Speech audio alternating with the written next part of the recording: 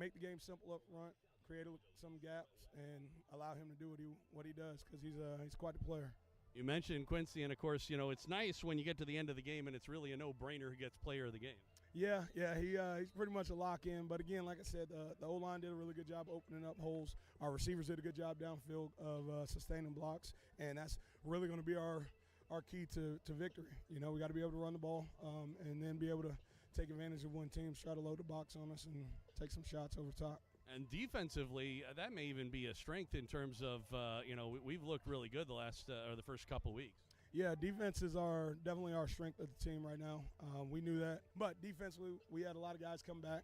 So we felt last year we were pretty solid. And this year, after, having a year of experience and getting the learning under our belt, I think we knew that we would be able to come out and still play fast and physical.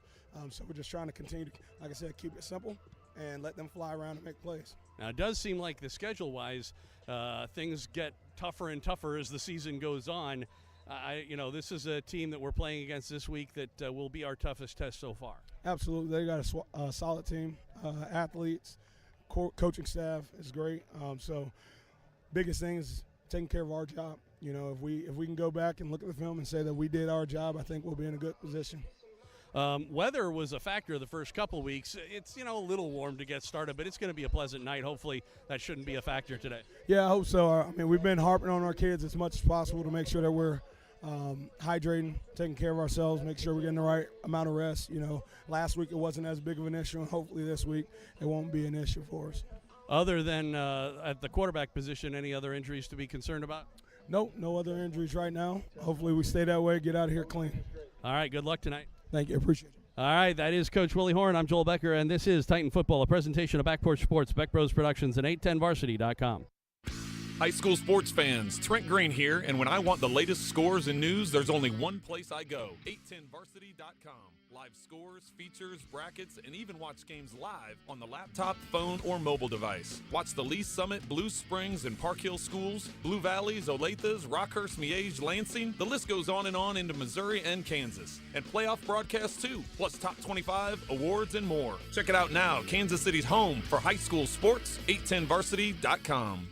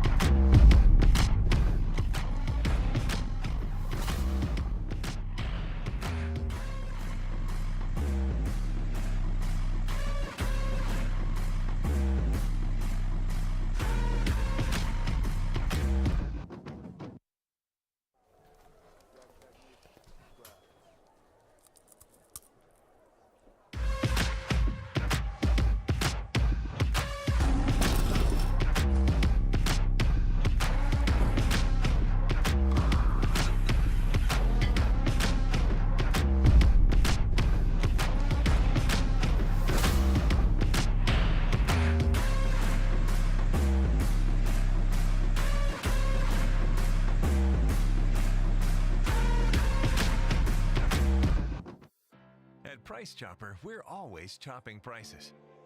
Just like we're always making sure to keep our shelves stocked with the affordable, high-quality food your family loves.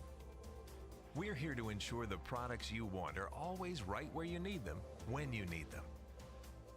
And with budget-friendly options on every shelf, you can be sure you're getting the very best for less. For freshness, selection, and low prices, Kansas City knows. Price Chopper. Welcome back out to Titan Stadium. Joel Becker along with Jake Johnson, the Hall of Famer, as Lee Summit West getting set to take on Park Hill South. You heard the coach for the first time this year talk a little bit about his team, and not surprising what he had to say, and one thing he really wasn't too specific about is what you want to look for tonight in particular against this Panther team. You saw them play. At least on replay, against Lee Summit North. They lost, obviously, but North is possibly the best team in the city. So what did we learn about this Panther team? This Panther team, they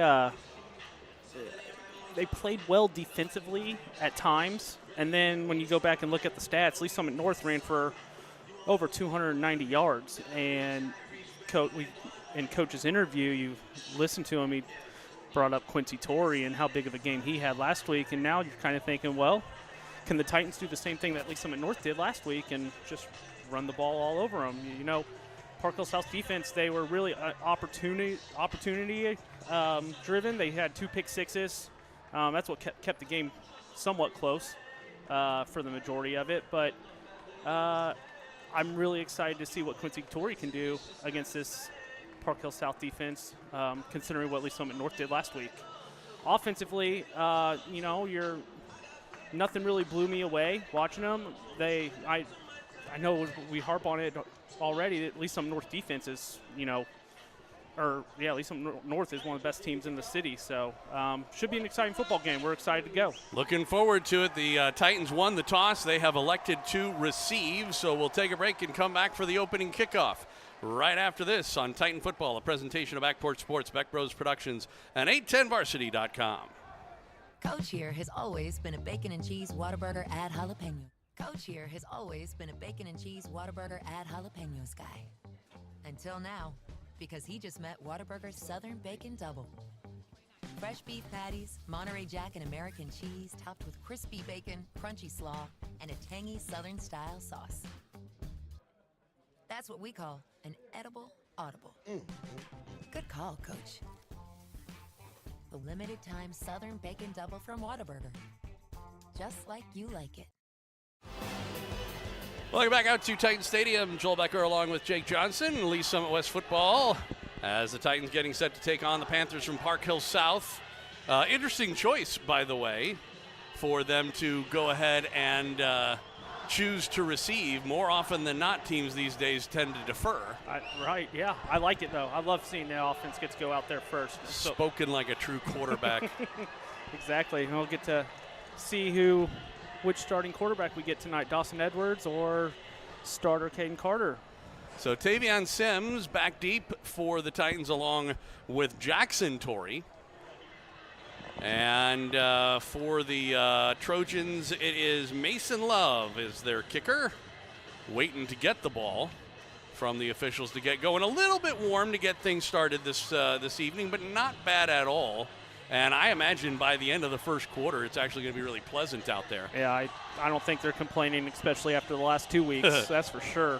No doubt there. All right, ball teed up on the 40-yard line, about halfway between the middle of the field and the right hash mark. And the kick is a line drive deep and into the end zone for a touchback. So the Titans will get started from their own 20-yard lines. And let's take a look.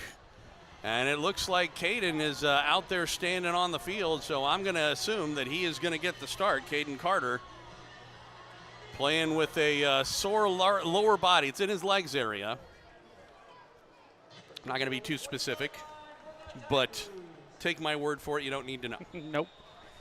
And so let's see how they do. Quincy Torrey, who, of course, was the player of the game last week, is in the pistol formation behind him. They've got trips out on the left side on the 1st and 10 play. It is a give to Quincy right up the middle, big hole, and he is able to get 10 yards and more, a first down, 12 yards on the opening play from scrimmage before he was caught from behind and pulled down. Just building off of last week. Great start. Oh, is Jackson? Are you sure? Okay. Sure looked like number 5 to me. But I'm being told that was Jackson Torrey, not Quincy, with the opening run. But either way, it was 12 yards. And 1st and 10 for the Titans from the 32. Now, this is Quincy. Definitely a 5. And he gets out to the 31. Only really a loss of about a yard on the play. Second down and 9 for the Titans. And so it'll be 2nd and long. Just underway first quarter.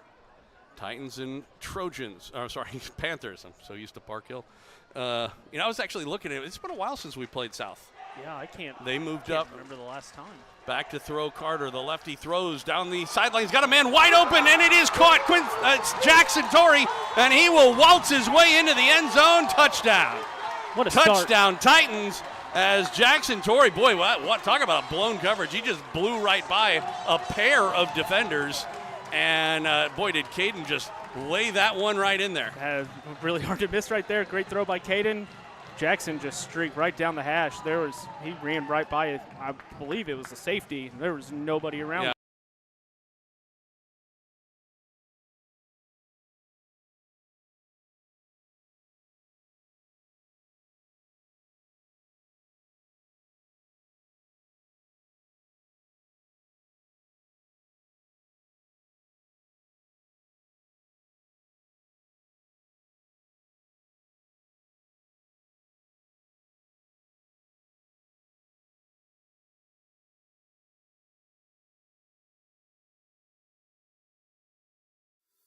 At Price Chopper, we're always chopping prices. We're here before the sun comes up until long after it goes down, working hard to keep prices low for your family. From the cashiers at the front of the store to our teammates in the back.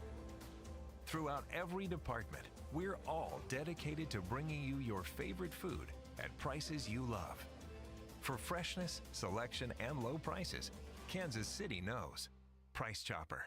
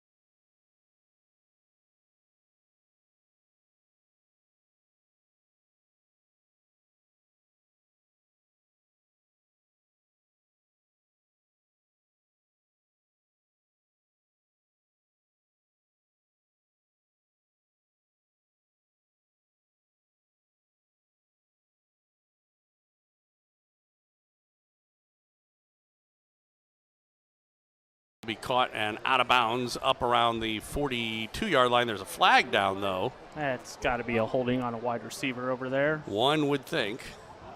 I wish Park Hill South on their roster gave some height and weight. Holding. Looks like I see things moving around there. Got it back. Good. So it looks like a hold on the Panthers.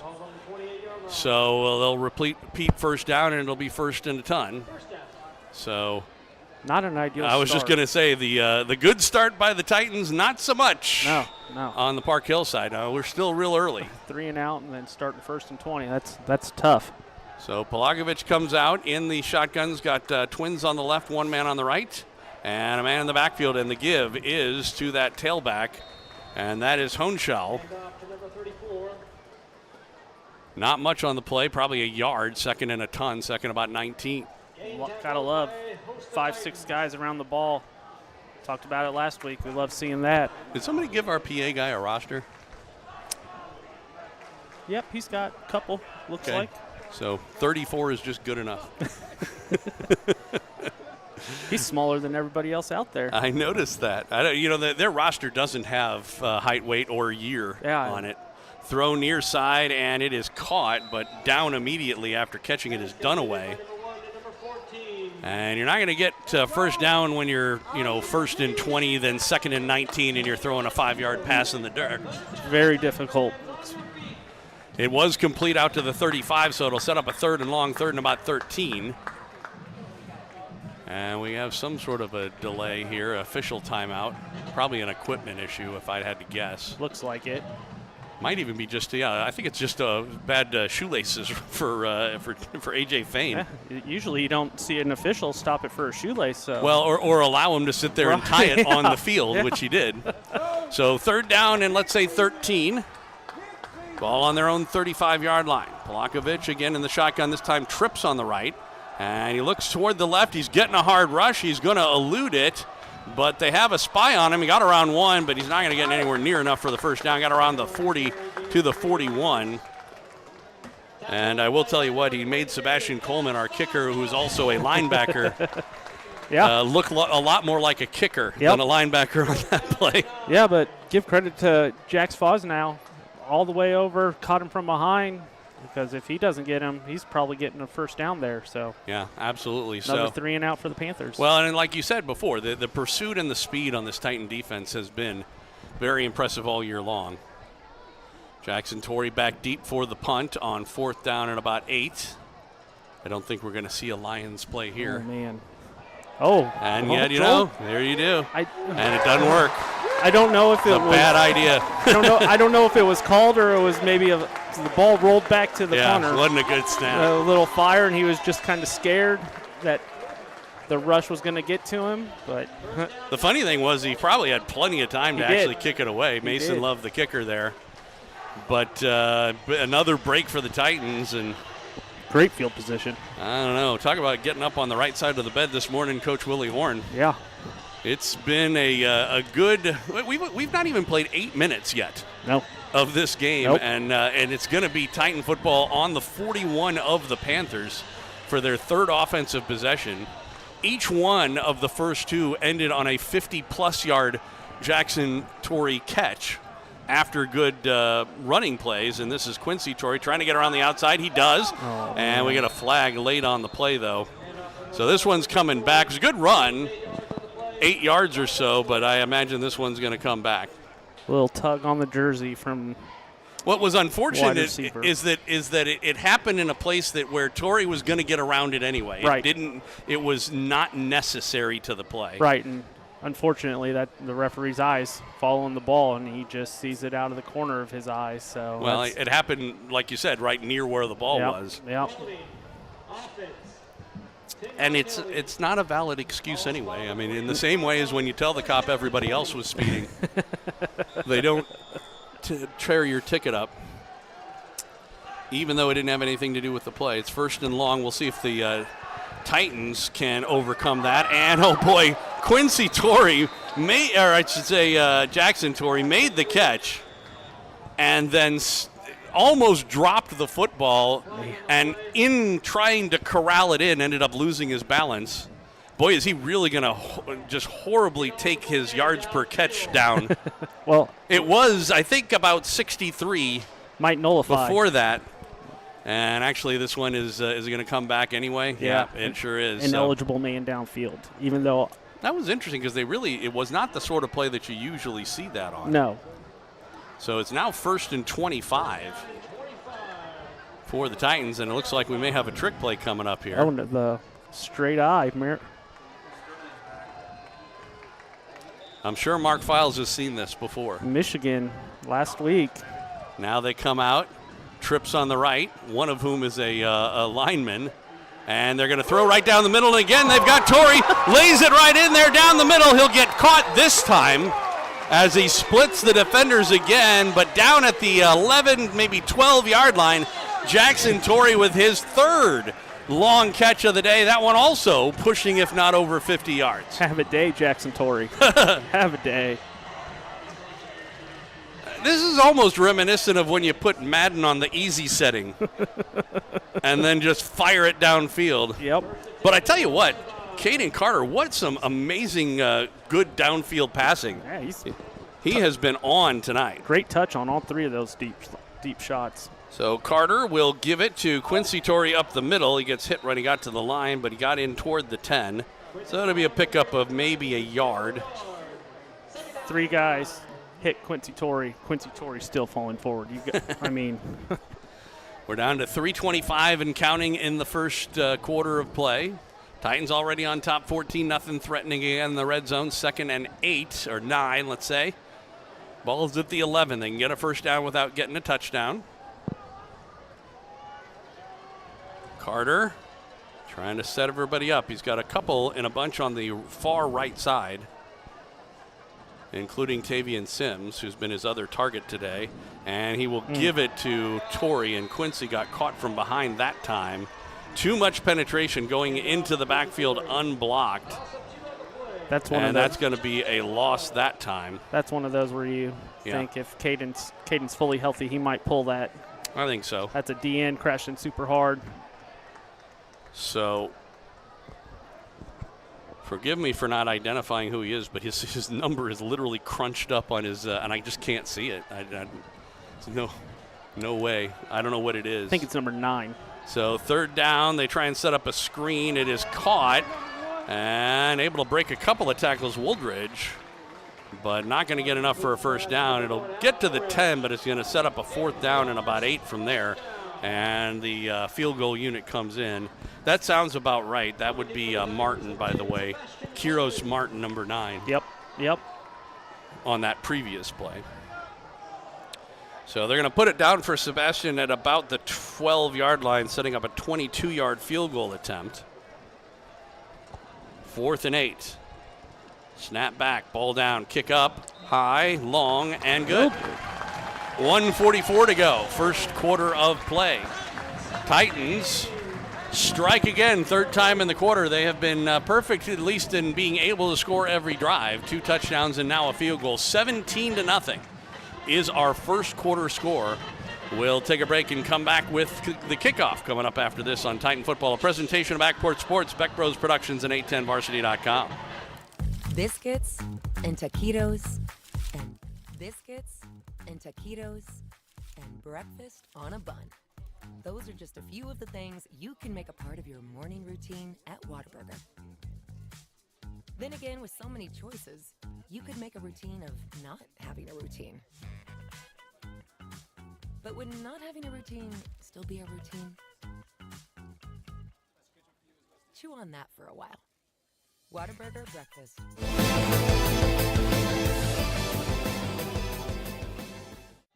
Welcome back out to Titan Stadium. Joel Becker along with Jake Johnson.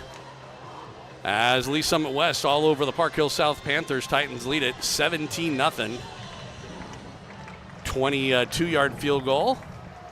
And a squib kick down the middle. And is it going to go out of bounds? It will. So good field position this time. A smart play by the Panthers return team there to let that go out of bounds. And I don't know what's going on in terms of Coleman's I think they're kicking. saying that number 22 touched the ball before it went out of bounds. Huh. I don't think he did. I don't either. Certainly didn't look like it to me.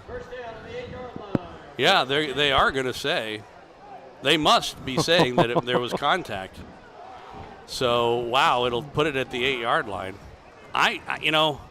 It just keeps getting worse. I was just going to say, and if I'm the Panthers, I am not very happy with that call. No. Because, like I said, I didn't see anything anywhere near him touching the ball. But who knows? I mean, they're a lot closer to it than we are. Yeah. Titans can't complain. Nope. Polakovic back to the end zone, and it is a give, and up the middle and back into the backfield. Once again, good penetration on the give there once again. Same guy who's gotten it every other time, Honeshell. And Magnus loses about a yard, 2nd down and 11. Well, it's still rather early in the game. We haven't finished the first quarter. It's still even over a minute left to go. But if they can keep this up, as Polakovic will roll from his own end zone, being chased, he will throw near side, incomplete. And I tell you what, if the coverage over there, if Waldo was looking for the ball instead of the coverage, or that might have been Wilson. At any rate, either way, that was a potentially interceptable ball. Pick 6, and that's such a tough play for a. No, it's good play defensively. Defensively, absolutely. But if it just so happened he was looking up as opposed to. He looked more of like the receiver running that route than the actual Panther receiver. But I tell you what, if the Titans can keep this up, and like I said, it's way too early to talk about this right now because it's not even less than a minute to go in the first quarter. But if they'll turn some heads tonight. Yeah. Oh yeah. They'll turn some heads just from this first quarter. Man in motion, 3rd down and 11. And the play clock was down to 0. Did they call a timeout or did they? No, it's delay of game. So they didn't burn the timeout. And so that'll cost them half the distance. It's one of those things. It's a tough one because on 3rd and 11, I don't know that I burn a timeout there. Nope. Just take the 3-yard penalty, Yep. and yeah, it wasn't even a 5-yard penalty. It's half the distance to the goal. So now, I mean, you don't want to be so backed up against your own goal, but at the same time, I don't know. In the second half, I definitely wouldn't have done it, but even in the first half, I might not have. Twins on the left for Polakovic. He looks that way. He'll throw downfield. He does have a man, and it is caught. 1st down. Once again, Dunaway. That has been his favorite target so far.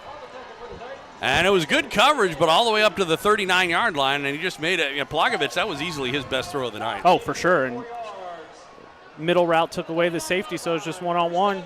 Corner was there with him, but he's a big receiver. Yeah, very tall guy, and like you said, Polakovic put it in a place where only the receiver could have gotten to it. It was him or no one else. So farthest offensive play by far for Park Hill South this game. Polakovic pulls it down. He'll run it himself. He's hit in the backfield. Got to the line of scrimmage. Good job by Fosnow as Jacks got into the backfield and broke that play up. No gain on the play, 2nd and 10.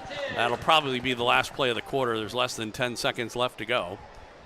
They could run a play real quick, but it doesn't seem like they're in any hurry to. So that'll do it. 12 minutes of football in the books here at Titan Stadium. It's been all Lee Summit West so far. Although right at the end of the quarter, a couple of positive plays for the Panthers. We'll see if they can build on that. 17-0 is our score. Titans on top. This is Titan Football, a presentation of Ackport Sports, Beck Bros Productions, and 810varsity.com.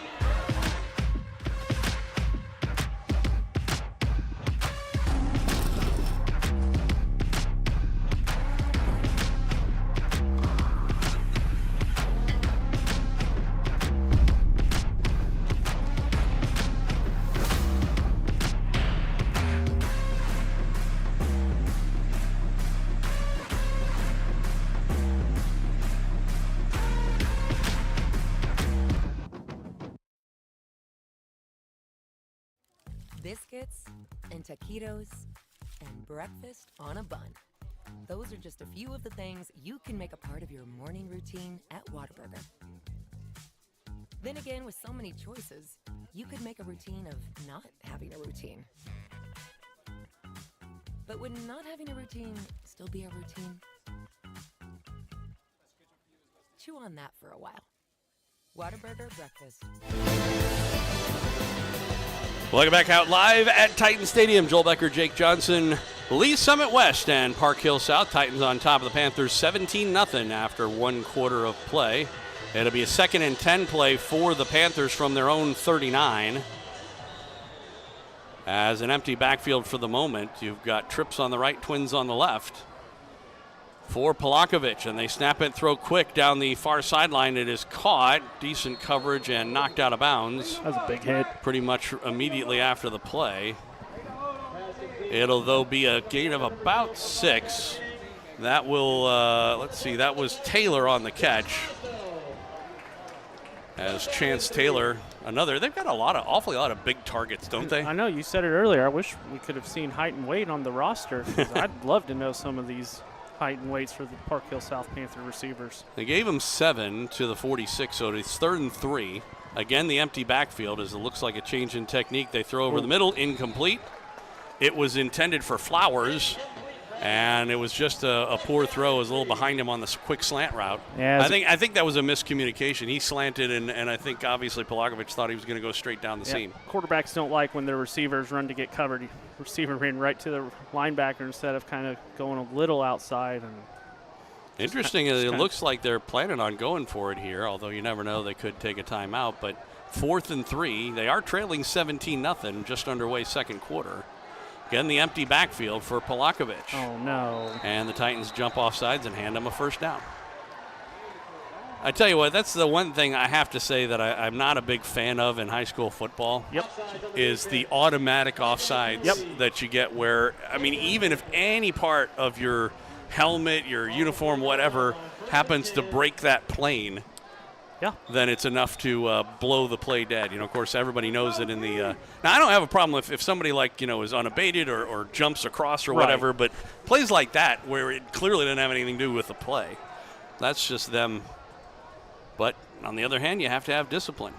Blitz coming from the Titans. They can't quite get to Polakovic. He runs right side throwing, and he'll throw it out of play. And there's going to be a flag late on the play, a little pushing and shoving after what happened. It was the left tackle, Gherkin, who got involved. And I don't know if this will be unsportsmanlike conduct or unnecessary roughness or whatever, but I imagine it's going to cost him 15 yards at the post. And it should be post-play, but we'll see. What's crazy is it might be the first guy got it this time instead. Usually it's the second guy. Yeah. So it is unnecessary roughness on the call, so it's going to be a 15-yard penalty. I'm curious to know, they are flipping the down because it happened after the play, so it's going to be a 2nd and 25. And I don't know what was said or what happened. I mean, you've been down there before. Things happen on the field. I do sometimes find it comical, you know, over the years, the different things that become popular as types of trash talk. They've got Twins on either side, kind of in a bunch formation. Back to throw Polakovic. They get up the middle. He was able to elude one man and goes to the near sideline, throws downfield. He's got a man, and it is caught down the far sideline and unable to stop him, and then finally put him out of bounds. And the Titans have a man slow in getting up. That's going to, I think that's Taylor again. Or it might have been, no, I take that back. That was Toby Falubi.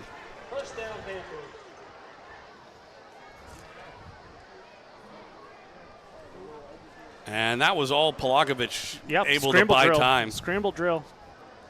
Like I said, the original defensive back hurt himself trying to take the receiver out of bounds, and he is being attended to on the far sideline. Yeah, the Titans were in good coverage till Polakovic got out of the pocket and scrambled to his left. So we think it's Thomason over there, the rover that is being attended to. Obviously, deepest penetration of the night for the Panthers. Trailing 17-0 to the Titans. They've got it 1st and 10 from the Titan 11. or I'm sorry, first and goal from the 6 or 7. We'll see where they put it down. I didn't actually see what happened, but I could be wrong. But I will bet that he got kicked. That as he was going falling down. Yeah, because I didn't see anything that looked like an obvious thing. Although you can always strain something. He could have hyperextended a knee. Anything. But I wouldn't be surprised because the receiver was really fighting for yardage, and that was why he didn't go out. Yep. And so, like I said, it's Toby Falubi, listed as a running back. And, boy, Jackson Torrey, 3 catches, 167 yards, and 2 touchdowns. And almost had a third one. And that was in almost a whole quarter. So that puts him on pace for a what? Almost 500 yards receiving. More than that, it would be.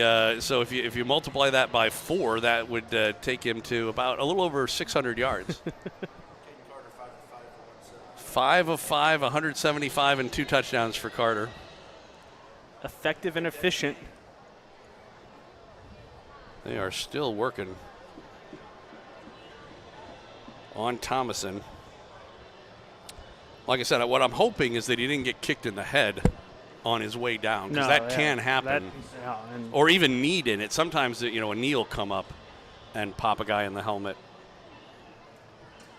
I don't want to speculate because we really have no idea. Yeah, it's all the way on the other side of the sideline too. So even if it was right in front of us. Right.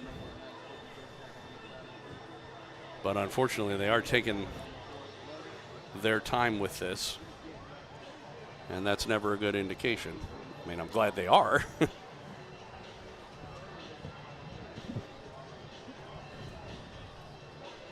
So yeah, this will be an interesting halftime for you to be able to give out some of those numbers. Oh yeah.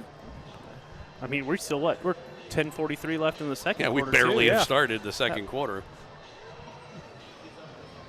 Yeah, up now. And his helmet is off, which is that makes it more, to me, likely that he got either kneed or kicked in the head or something like that. Yep, probably, yeah. He's walking off. He doesn't seem wobbly or anything like that. But he also doesn't seem like he is favoring anything like a leg or an ankle or a knee or something like that, or even a elbow or a wrist or something. He's just walking off. First down, the 6-yard line, Panthers. So I'm sure they will take a good long look and make sure he's okay. Yep. Let's see if the Titans can do what they did last week, where they. Yeah, they did really well when they had their backs up against the wall. They are staying in the same empty backfield formation. South has had some success with this. Polakovic looking near side, swings it out. It is caught, and inside the 5 down to maybe the 4 on the catch, but it'll be second and goal from there. And it looks like the same guy, Talubi, was the one who made the catch. It's good work by the Titan defense. They were outnumbered. They need to work on these jerseys. They all seem to be creeping up so that the numbers get all scrunched up. When you can see it when you're looking on our video here, I'm sure. Doesn't make it easy to identify people. First time in a while they get a man in the backfield. That is Liceni. And Polakovic back to throw. He's got time. Looking right now, looking left. Now he comes back to the right side. He's going to step up. And he gets around Foz now, but can't get past the second man through. Was able to fall forward after Ty Washington was able to step up and trip him up. Yeah, I thought he was going to walk into the end zone once. Well, I thought Fosno was going to come up and pop him. Yeah, but once he got around by him, I thought he was going to score. That was a great job by Washington. Saved a touchdown so far anyway. Yeah. So it'll be 3rd and goal. I don't know if they feel like they're in 4-down territory here. It's 3rd and goal from about the 2. Heavy set. Yeah, they've got their jumbo package up, like you sometimes see. Direct snap, and near the goal line, but I don't think he made it. No indication from the officials. They're going to put him down at like the 1 or 2 inch line. He just barely. And it's 4th down. I think you got to go for it here. Same play too, probably. Yeah, no one would think direct snap. Same. Let's see if they can get some penetration, and they do. Can they stop him? Nice. They can. And the Titans, once again, their defense comes up big on the goal line. They're going to be in a tough position offensively, but they keep them off the scoreboard. It's still 17-0. Yeah, I don't think Coach Horn's going to complain about the field position after his defense just comes up big. 2 straight plays inside the 1.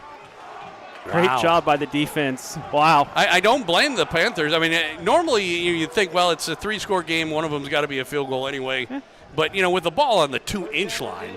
And especially after the drive Yeah. that they just had, they converted on a, 2nd and 25. And, yeah, you're trying to get something positive going. And Yep. So, Titans take over. Ball on their own 1. Although he did lose yardage on that fourth down play. It's legit at the 1-yard line now. Yeah. We'll see what the Titans do from here. Direct snap, and it's right to Quincy Torrey, and he will get some breathing room for the Titans.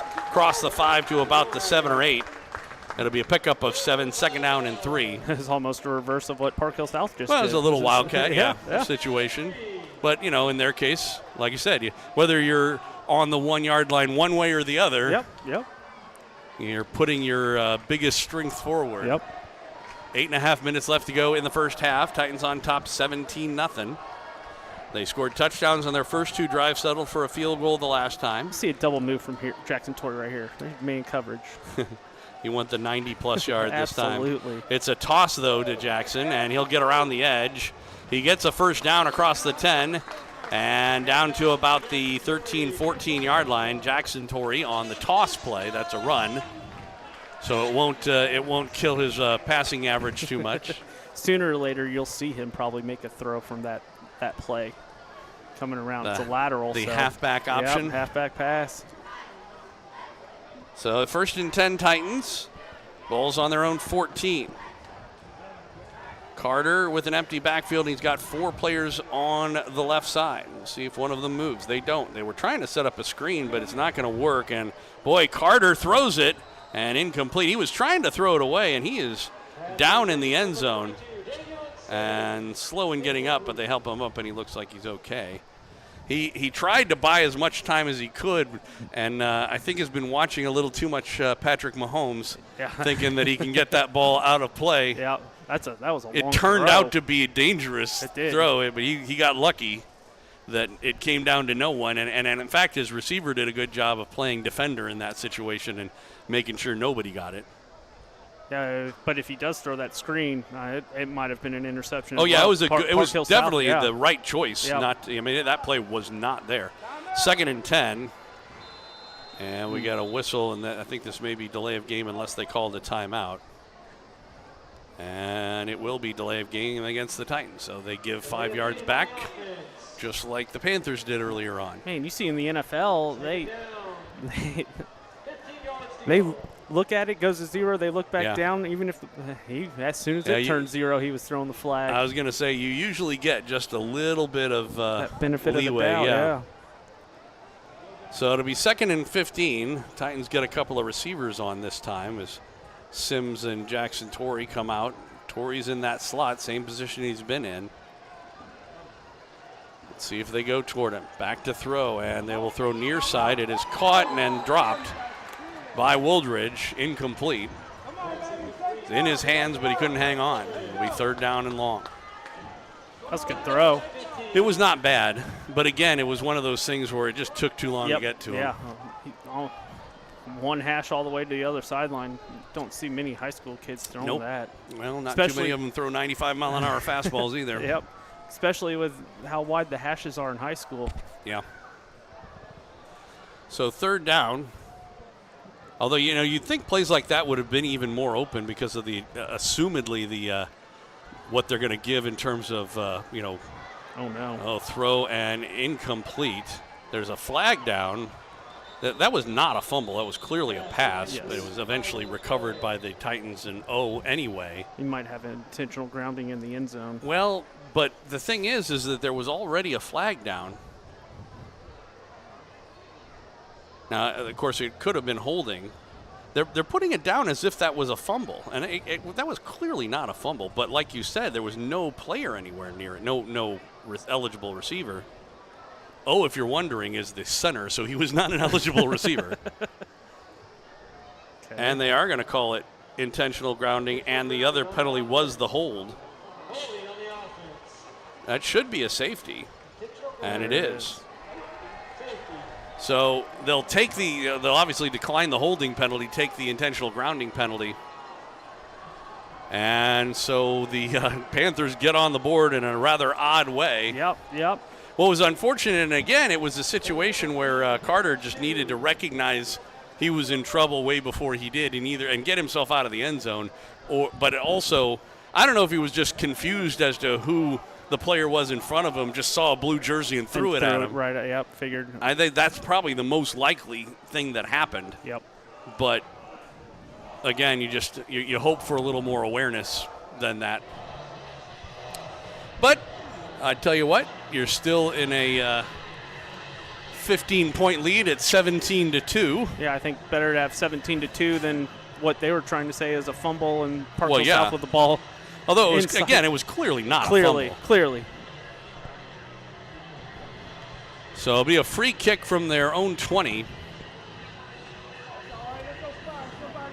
for the Titans after the safety. And then we'll see what the Panthers do. So, it's funny, when all was said and done, the Panthers, go for it. He brought his tee out there. I think you can't kick a tee. You can kick off. You don't need a punt. You can use a tee to kick. I was just going to say you're allowed to. Most teams choose not to. Yeah. They choose to punt it because you can usually get a lot more hang time and control over it or whatever. So they sent him back, and then the other official sent him back out there. I think they're trying to talk to each other. Yeah, they may be trying to figure out what the rule is in Keisha, and they are going to let him tee it up on the 20-yard line. He like I said, even off the tee for the kickoffs has not been really blasting them. Nope. I don't know if this will end up being a squib or what he'll do. Do you remember back in your day, it was the kick off the up man that we like to do sometimes? And he actually gets a pretty good leg into this one, but it's pulled down at about the 26-yard line. Great coverage. Yep. Stepping up on the play, and before the Panthers really got a chance to get going. I think that was Cameron Arnold. And Milner was the return man. But they'll still have pretty good field position, and like we said before, this is a Panther team that had found something offensively for the first time in the game. And it was as soon as they went empty backfield. Now, they're not coming out that way, but if you remember, they went full spread. Yep. With usually 3 receivers on one side, 2 on the other. And they got Hornschel in the backfield this time, Polakovic in the shotgun. They still have that trips on the right and 1 man on the left, and plenty of time. Polakovic will wait. Now he'll throw down the far sideline, and it is caught down that far sideline and down around the 5-yard line. And I tell you what, some of these sideline catches have been pretty amazing for the Panthers. That was Taylor on the catch, Chance Taylor. It was also good coverage, though. Yeah, I mean that's what I was saying. That's what I meant. Yeah, I was saying that our it's not like they've been wide open. In Jackson's case, he has blown by them and has been just absolutely wide open on his touchdown catches. In our case, that we've been burned for a couple of really long catches, but it wasn't because the coverage was bad. Yeah, no, Isaiah Waldo was right there, step for step. It's just a terrific pass by Polakovic. He put it to where his guy was going to catch it or no one else was. So. I will say the one thing from a defensive standpoint that you don't like is the 3 days he had to throw it. Yeah. It's always tough for a corner. 1st and goal to give. And, oh boy, able to elude 1 man. And I tell you what, Hornschel should have been tackled for a pretty good loss, but unfortunately was able to elude it. Yeah, he made 2 guys miss. Yeah. Good penetration for the Titans, but they couldn't do anything with it. That was Wilson in the backfield. He was a little slow in getting up. He seems to be smarting just a bit. Yeah, Honeshell, man, he's But, little guy. little hiding scat behind back. His, little Darren Sproles action, hiding behind his O-line. So they got an H-back to the left. They will toss it to Honeshell again. This time he is caught in the backfield, and this time makes no mistake, Sebastian Coleman with the tackle for the loss, and it will be 3rd and goal back at around the 9. Actually, the 11 is where they're putting him down. He just picked a hole through the line and shot out like a cannon. That was a great play. So 6:21, and they're going to stop play for the water timeout. Normally they don't do that when the clock's running. I wonder if Park Hill South called a timeout. They may have, but I didn't see it. That's kind of. They didn't make the indication. You'd think maybe. So they did call a timeout? Yeah, we're getting the indication that they did. Probably talking about 3rd down here and probably going for it again on 4th down. So. Well, we'll see. Like I said before, although, with a 15-point lead, that does change the math a little bit. Yeah. It's not as much of kicking a field goal doesn't do as much for you as it did when you were 17-0 as opposed to 17-2. Okay, so now because Park Hill South called the timeout, we are doing the water break. Yeah, so they did the timeout, and now they're doing the water break. But like I said, the temperature has fallen a bit, and it's pretty pleasant out there. The sun down. It's beautiful. 6:21 left to go in the first half. Titans on top 17-2.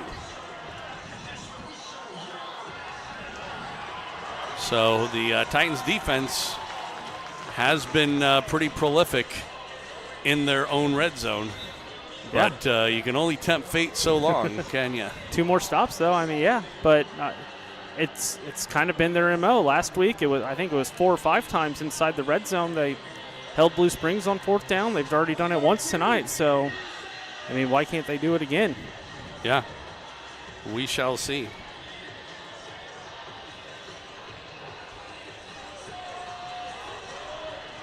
All right, so the water break is over. 3rd down and goal from the 11-yard line. Same formation, a bunch, though, with 3 on the right side. And back to throw. Polakovic with time. Now he's getting a rush. He'll roll out to the right side. He's going to pull the ball down. They step up. He throws it away. He was beyond the line of scrimmage when he threw that. Or it sure looked like he was. That's certainly what Willie Horn is arguing. It'll be 4th down. To be quite honest, if I'm the Titans, I decline that penalty even if they call it, so it really doesn't matter. And they're going to bring the field goal unit out, it looks like. That's a big win for the Titan defense again. So it really didn't make any difference either. The funny thing about it is that, throwing it, not throwing it, the incomplete pass or where he would have gone out of bounds was essentially the same thing. Actually, I think he gave up a yard or 2 by doing that. So Love out for, it looks like a 28-yard attempt. The kick is up, and it is good. 6:09 left to go in the first half of play. After building up a 17-point lead, the Titans have allowed the Panthers to get on the board a couple of times, but only 5 points. So 17-5 our score. We shall take a break, come back for the kickoff. Coming up right after this on Titan Football, a presentation of Backport Sports, Beck Bros Productions, and 810varsity.com. At Price Chopper, we're always chopping prices. Just like we're always making sure produce meets our.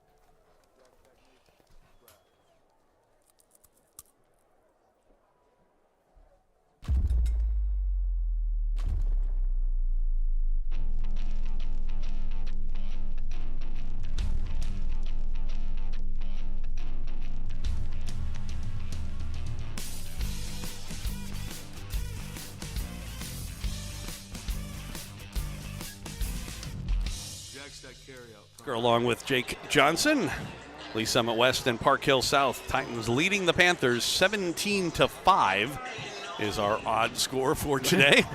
It's interesting because, the Titans come up with a big stop on 4th and 2 inches from the goal line and end up giving up a safety and now a field goal on the ensuing drive after the safety. So what actually was essentially an opportunity for 3 points for them has actually become 5. 5, yep. Interestingly enough. So by stopping them on the goal line, we ended up giving up more points than we might have had they just kicked that field goal in the first place. Yeah. Now, I still think Coach Horn won't complain about. Oh, are you kidding? Giving up 5 points with 2 unfortunate, I would say, events that happened. But we'll see if the offense can get back to where they were in the first quarter. I was just going to say the one thing, and of course, they had the ball on their own 1 yard line. They did get a little bit out as the touchback on the kickoff. But we like to see him get on track here a little bit in the second half. And Carter on the delayed give, and nothing there for Quincy Torrey. He was hit in the backfield, fell forward to the line of scrimmage, 2nd and 10. But like I said, the Titans were a machine in that first quarter. Yeah, it really looks like Park Hill South is really selling out for the run. And I think after probably last week that they really worked on that during practice this week, because you see 5-6 guys in the box and then you see 2 or 3 more coming in at the snap. 3 down linemen, but like you said, everybody creeping up. And they will give it, and Torrey, this is going to come. I think they're going to blow this dead before it started, possibly on an offsides. I think you're right. I think it's an offsides on Park Hill. I think he actually went across. The outside linebacker. I think you're right. And that is, in fact, the call. So we'll get a free 5 yards, and it'll turn 2nd and 10 into 2nd and 5. The funny thing is, as we were talking about before, in high school, that is the same as like a false start is in the pros, where they don't let the play go and find out what happens. Right. Yeah, they just blow it dead. Man, assess the 5 yards. As a quarterback, I loved offsides, free plays, especially in college. Man, we worked on that. Did you have a favorite cadence that you liked to do to try and draw guys off? No, not really. We had so many colors that we used for our cadence that it always changed. But yeah, it was fun drawing defenders off sides and getting free plays, taking shots down the field. From the pistol, Carter back to throw, looking left side. Didn't like what he saw. He's going to step up this time, and he is hit and tackled in the backfield. Back around the 21. They'll give him forward progress to maybe the 23. But it's a pretty good loss on the play. It looked like Torrey and Sims over on the far side of the field. It looked like they got their routes mixed up because he was looking that way and they both kind of were in the same area. So it'll set up a 3rd and long. 2nd and 5 becomes a 3rd and 7. Clock is running with 4:24 left to go in the half. And they do have twins out on the right, one on the left. And rolling to his right and throwing down the far sideline, and it is incomplete, but a flag. Intended for Tavian Sims, and again, it was just ran right into him. Yep. He never looked back for the ball. It's kind of a back. And it was one of the back shoulder type, and since Tavian was looking back for it, he stopped. And the receiver, or should I say the defender, never had any idea where the ball was, so he just ran right into him. So that will result in a 1st down after the 15 yards. It is funny, though, to see the Titan offense all run all the way downfield thinking it's a spot that it goes foul, just like the NFL. Yeah. Only 15, boys. So but a 1st down. It is a spot foul if it's less than 15 yards, yes. isn't it? Yeah. So 1st and 10 Titans from their own 38. It was a good play by Carter. He's sprinting out to his right. Had to step up from a defensive end, getting up the field, and made a good throw. Although I don't know if he was trying to put it back shoulder or if it was just underthrown, to be honest. Hard to say. Pistol formation, and they will give it to Quincy Torrey, and he makes a nice move, gets a pretty good gain on the play across the 40 to the 43, a pickup of 5.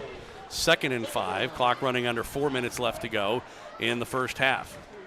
And you like to see the Titans try and establish a good running game here. Absolutely, and this is a good response from their last drive, moving the ball out almost already to midfield. Now you remember they won the toss and elected to receive, so the Panthers will get the ball to start off the half. So in a best case scenario, you just run out the clock and score at the end of the half here. Absolutely. 2nd and 5, Twins on the right. Now man in motion, that's Sims, and they will toss it to him. On the sweep, tries to get around the corner, was forced out of bounds as he got up near midfield. He'll be close to a first down, but about a half a yard shy at the 47. He needs just shy of the 48. So it'll be third down and a yard from there. So one thing about the Titans, at least so far this game, they seem like a team that can get a yard when they need it. Yes. Yeah, and it can come from anywhere as well. Yeah. But, I mean, just pushing ahead. Yep. They go with 4 down linemen this time, do the Panthers. On third and less than a yard, bring up a man for a blitz. They give it to Torrey, and Quincy will get that first down. Just made his own hole there. Up near midfield. It was good blocking on the right side of the offensive line anyway, went off right tackle.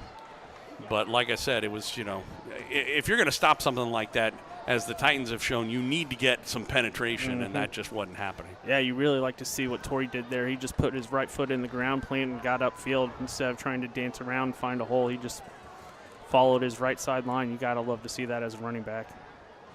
So first and 10 from right at midfield. Pistol formation this time. They have a bunch. Twins on the left. They give again, and actually play action throw, and it is caught by Jackson Torrey going down the right sideline, hit and tackled as he got across the 25 to the 24-3. And Jackson Torrey still putting on a clinic today in the receiving position. Yeah, that was a play. It's always a good sign when you catch a 20-30 yard pass and it's one of the worst you've had all day. That was the same play he scored his second touchdown on. Little RPO. Caden held the ball in the running back for a pretty long time. Sucked up the linebackers and safeties just right over the top. That was very effective at the beginning of this game. They have caught onto it a bit, but as you can see, it still works. First and 10 from the 23, pistol formation. And this time they will give it to Quincy up the middle. And a nice hole to run through. Behind his blockers across the 20 into the red zone to about the 17. It'll be a pickup of 5, let's call it. 2nd and 5 from there. Clock running with 2 minutes left to go. So they don't have a 2-minute warning in high school, but this is your 2-minute warning from me. And they're going to kind of get a 2-minute warning because it looks like the Panthers are going to call timeout. So 1:53. That, I believe, is their second timeout they've taken this half. So they still have one left. Really been a methodical drive by the Titans here. Really like what they've done. Yeah. Well, like I said before, that's what you're hoping for, is to run out. With 4 minutes, you got the ball. You start moving down the field. You hope to run it out, knowing the other team's going to get the ball in the next half. Yeah. You hope to run it out and finish with 7 points. And they're in prime position to do it. We'll see. And it's possible that they just called that timeout to try and save as much clock as they can. Wouldn't shock me.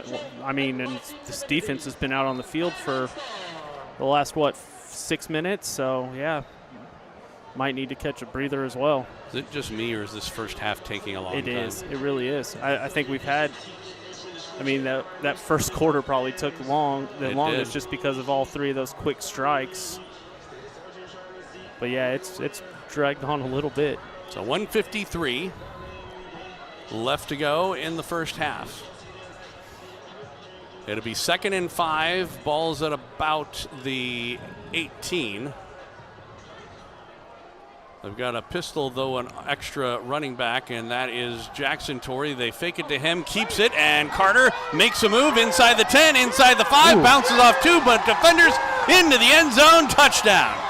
Caden Carter from 18 yards out. And tell you what, the lower body looked pretty good on that one. Yeah, I don't think there's any question how Caden's feeling now. That was a great run. 1:44 left to go. As Sebastian Coleman comes out to try and make it a 24-5 lead. Snap back, bit of a high snap. They get it down. The kick is up, and it is long, and it is good.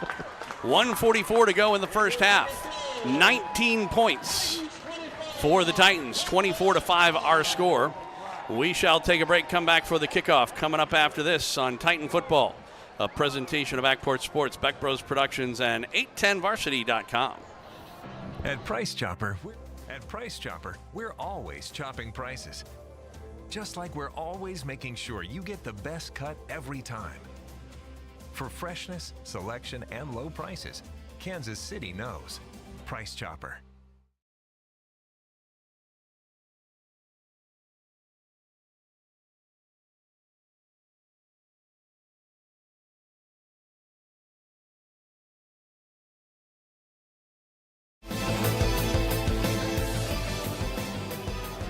Welcome back out to Titan Stadium. Joel Becker and Jake Johnson.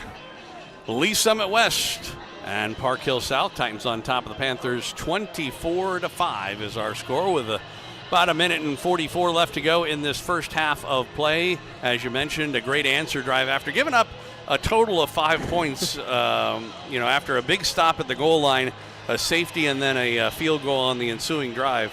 The Titans go get 7 and sort of reassert their momentum as the kickoff again short, taking about the 11-yard line, trying to go up the left side, and some pretty good running. A return, breaks the tackle, could go. He's being chased down the 35-30, 25-20, 15-10, 5, touchdown Panthers. It's Smith.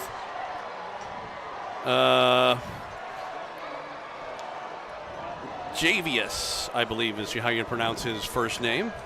I don't see any laundry on the field.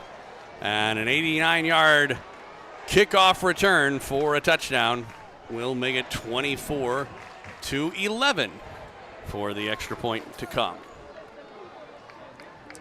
Well, they'd been tempting fate on that all game long. Yep, not ideal, that's for sure. But they'll have a minute and a half to. And 3 timeouts, so go back down and answer. So Love for the extra point. Snap back, it's a low one. They get it down, the kick is up, and it is good. So a minute 30 left to go in the first half. That doesn't want to end. We will take a break, come back for the kickoff. Coming up after this on Titan Football, a presentation of Ackport Sports, Beck Bros Productions, and 810varsity.com. Get a shake with your points and some fries on the side with your points. Coach here has always been a bacon and cheese Whataburger add jalapenos guy. Until now, because he just met Whataburger. Get a shake with your points and some fries on the side with your points. You get more with every order. Woo! Get a Whataburger or a patty melt or some breakfast with the point. You get more with every order. Get a biscuit or a brownie, but no matter what you pick, you get more. Back live at Titan Stadium, Joel Becker and Jake Johnson. Lee Summit West and Park Hill South. Titans still with a relatively commanding lead, but they have seen it get cut in half overall. 24-12 is our score. And Mason Love with the ball teed up in the middle of the field at the 40-yard line. He has been blasting them into the end zone. And we'll see if he does it again, and he does. Actually, this one, hits almost at the very back of the end zone. That's a better kick than Blue Springs kicker last week. Oh, yeah. Yeah, this guy's got a leg. Yeah. So, once again, the Titans will start from their own 20-yard line, but that didn't stop them last time around. No, it didn't, but. Well, Jackson Torrey doesn't even have 200 yards passing yet this first half, so. What is he, like 197 or something? Well, might as well just get him over 200 for the half. He is at 201. Okay. They added some while I was not looking. Well, it looks like Dawson Edwards is coming in at quarterback. Well, we had a couple. I don't know if this is just because it's the end, but you're right. Edwards has come in. I don't know if it was that last run where he bounced off a couple of people, if he aggravated something, or if it's just because it's the end of the half. I doubt it. Oh, no, you don't ever want to. And we're going to get a timeout by the Titans. And I tell you what, he's upset, is Coach Horn, about the lack of urgency. Yeah, the fact that they had to burn one of their 3 timeouts when the clock wasn't moving. Yeah. Well, I mean, to Dawson's credit, I don't know how early he found out he was going out there or anything like that. Right, and especially when they were all huddled up right here.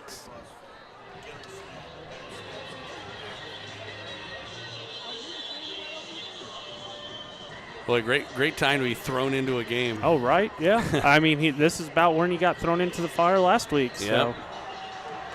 Maybe that's the thing. Caden can only go just shy of two quarters. And that's all he's got in him.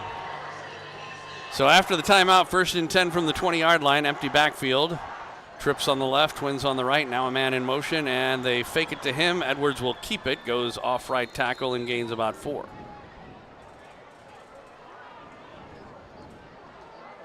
Edwards on the carry, gain of 4 yards. Clock is running with 1:15 left to go in the half. The Panthers, if you were wondering, do have 1 timeout left. Pistol formation, trips on the left this time around. On 2nd down, they will this time give it to Quincy Torrey up the middle.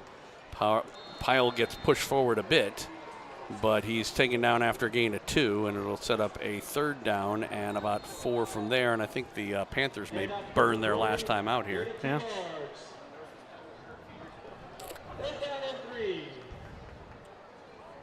I'll probably see another run. Well, I mean, keep the clock moving. I was just going to say, it's clear that they have changed their attitude offensively with Dawson in there, which is understandable. Right, I mean, yeah. you don't want to throw the guy to the wolves and have him just start throwing passes all over the place. Yep. Although I tell you what, as open as Jackson Torrey has been a couple of times, anybody could. Yeah, maybe if they get a 1st down here, you can take a shot, maybe try to get into field goal range. You still got all 3 timeouts, they got 2 timeouts now. Yeah, we took 1 on that last drive. That's right. Yeah, don't you remember? Yeah, right before the drive started. Don't you remember Coach Horn trying to match his hat? He was not happy. He was getting a little red-faced. 3rd down, and let's call it 3. They need the 30, obviously. It's really closer to 4, a long 3. Twins on the right. And they do the little Statue of Liberty play, and Quincy Torrey will get that 1st down and run out of bounds at the 34-yard line. Pick up of about 7. Man, that fooled a lot of Park Hill South linebackers. Yeah. I saw 2 guys, as soon as he came up throwing, they sprinted out over here thinking it was a screen. That was well-called play, well drawn up. And good job by Dawson to execute it. So like I said, you might as well try to take a shot here now because they're out of timeouts and they can't stop the clock. There it is. So Edwards throwing. He's got a man and incomplete. Savian Sims, but overthrew him.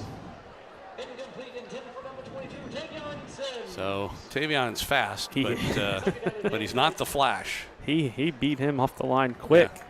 Yeah. I just meant in terms of being able to run under that ball that he threw. But, yeah, you're right. He got himself open. That's tougher, asking a quarterback first throw. Yeah. So 2nd and 10. Clock stopped with 39.7 seconds left to go. They've got Twins on the left. 1 man on the right, 1 man in the backfield. And it's going to be a delayed give, and Quincy Torrey had a hard time with it. Unfortunately, by the time he secured the ball, he had a couple of white jerseys right next to him.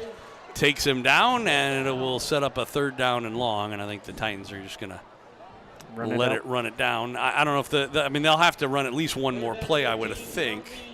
No, they don't have to. But I don't know why you wouldn't. Right. But it doesn't look like they're going to. I don't know. I tell you what, if it's me, and granted, I tend to be a lot more aggressive than, although it's weird to say, it looks like they are going to call a timeout here with 2.4 seconds left to go in the half, so they can run the 1 play. It's weird to say I'm a more aggressive play caller than, like, say, Sterling used to be. But, you remember me winning, 60-yard field goals, and, I take shots. I don't. But like I said, as the thing about it is in this particular case, I don't even think that's being aggressive. As open as some of these, if he ends up eating a sack, he ends up eating a sack.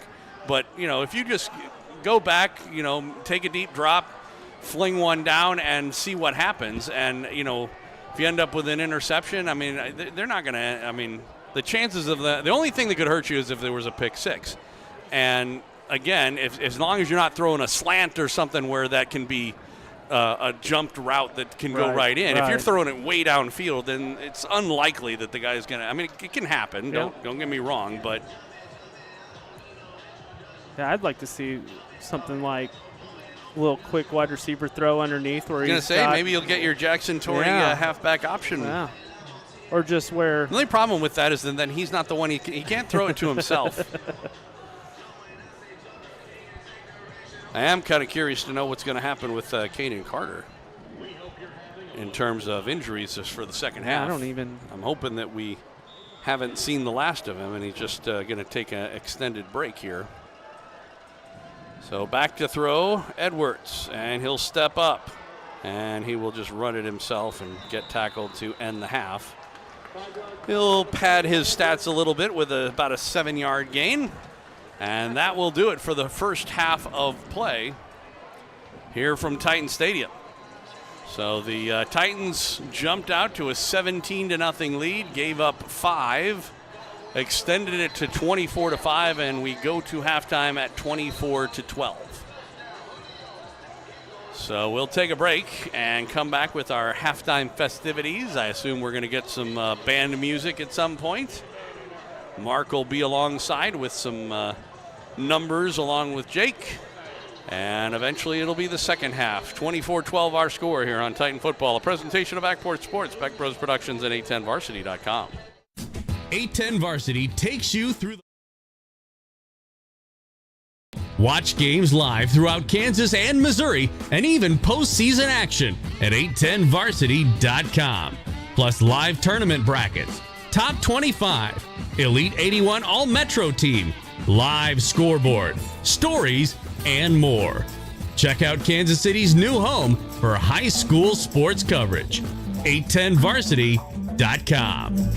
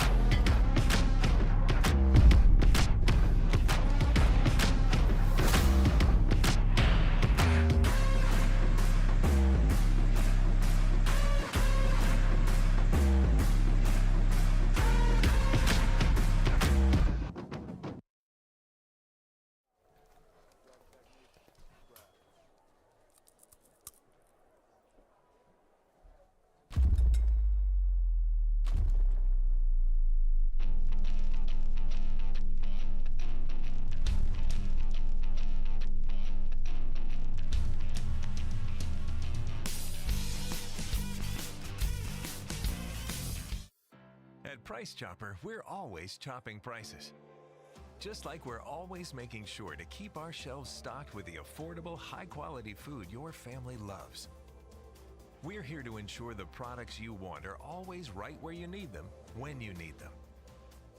And with budget-friendly options on every shelf, you can be sure you're getting the very best for less. For freshness, selection, and low prices, Kansas City knows. Price Chopper.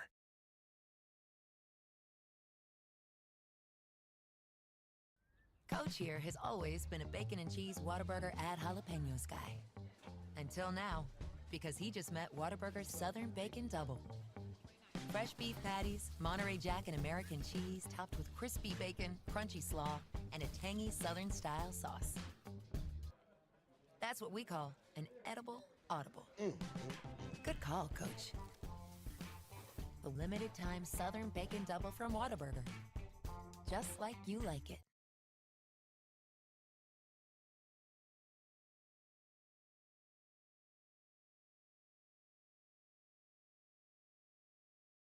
And where you are, they listen at work, they listen at home, and you got them in that car.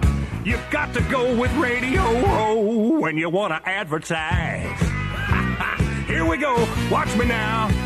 Our hard rock and soft rock and easy listening too. Up and down the dialer formats just for you. Country, classic, talk, and gospel stations. Every market across the land has got a station for your situation. The cost is low, and radio is theater of the mind. You can present your information with imagination. If you want to get your message across, get your message across the airways with radio. Call them. They will come right over. Remember, you got to go with radio when you want to advertise. There are lots of stations just your size. Welcome back out to Titan Stadium. Joel Becker and Jake Johnson. We are live at halftime. The Titans on top of the Park Hill South Panthers with the score 24-12 at halftime. The band on the field. We will head down there as well for a little halftime music for you here from Titan Stadium. It's the Lee Summit West Marching Band.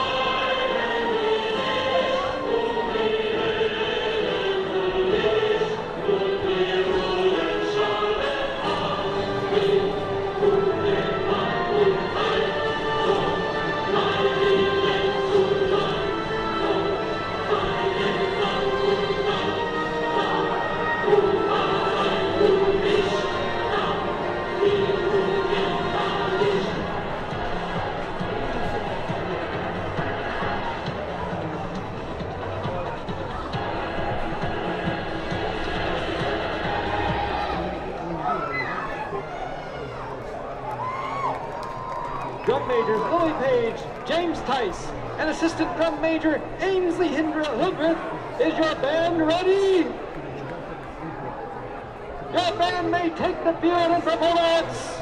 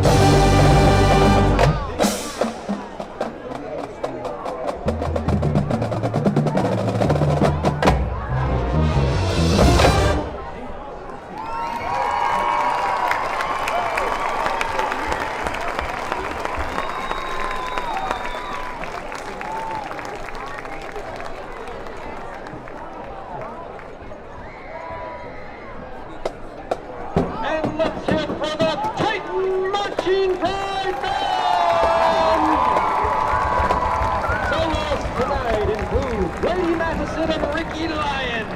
The band is under direction of Cliff Thurman and Brandon Johnson. And the color guard instructors, Abby Vanderman and Maddie Swasik.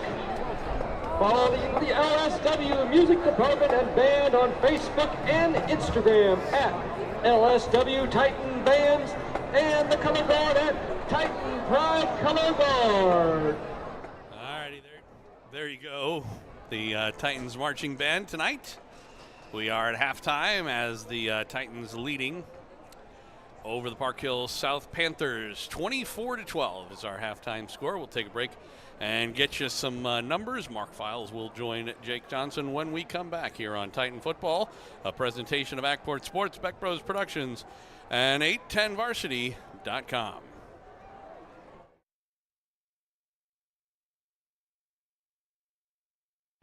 High school sports fans, Trent Green here, and when I want the latest scores and news, there's only one place I go, 810varsity.com. Live scores, features, brackets, and even watch games live on the laptop, phone, or mobile device. Watch the Lee Summit, Blue Springs, and Park Hill schools, Blue Valleys, Olathes, Rockhurst, Miege, Lansing. The list goes on into Missouri and Kansas. And playoff broadcasts too, plus top 25, awards, and more. Check it out now, Kansas City's home for high school sports, 810varsity.com.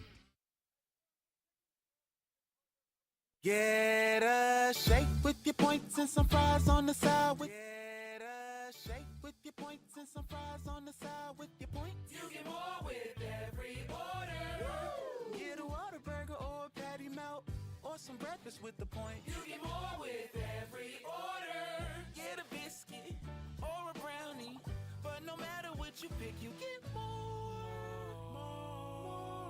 Like your favorite Whataburger or whatever, 'cause it all gives you more with Whataburger Rewards. At Price Chopper, we're always chopping prices. Just like we're always making sure you get the best cut every time. For freshness, selection, and low prices, Kansas City knows. Price Chopper. At Price Chopper, we're always chopping prices. Just like we're always making sure to keep our shelves stocked with the affordable, high-quality food your family loves. We're here to ensure the products you want are always right where you need them, when you...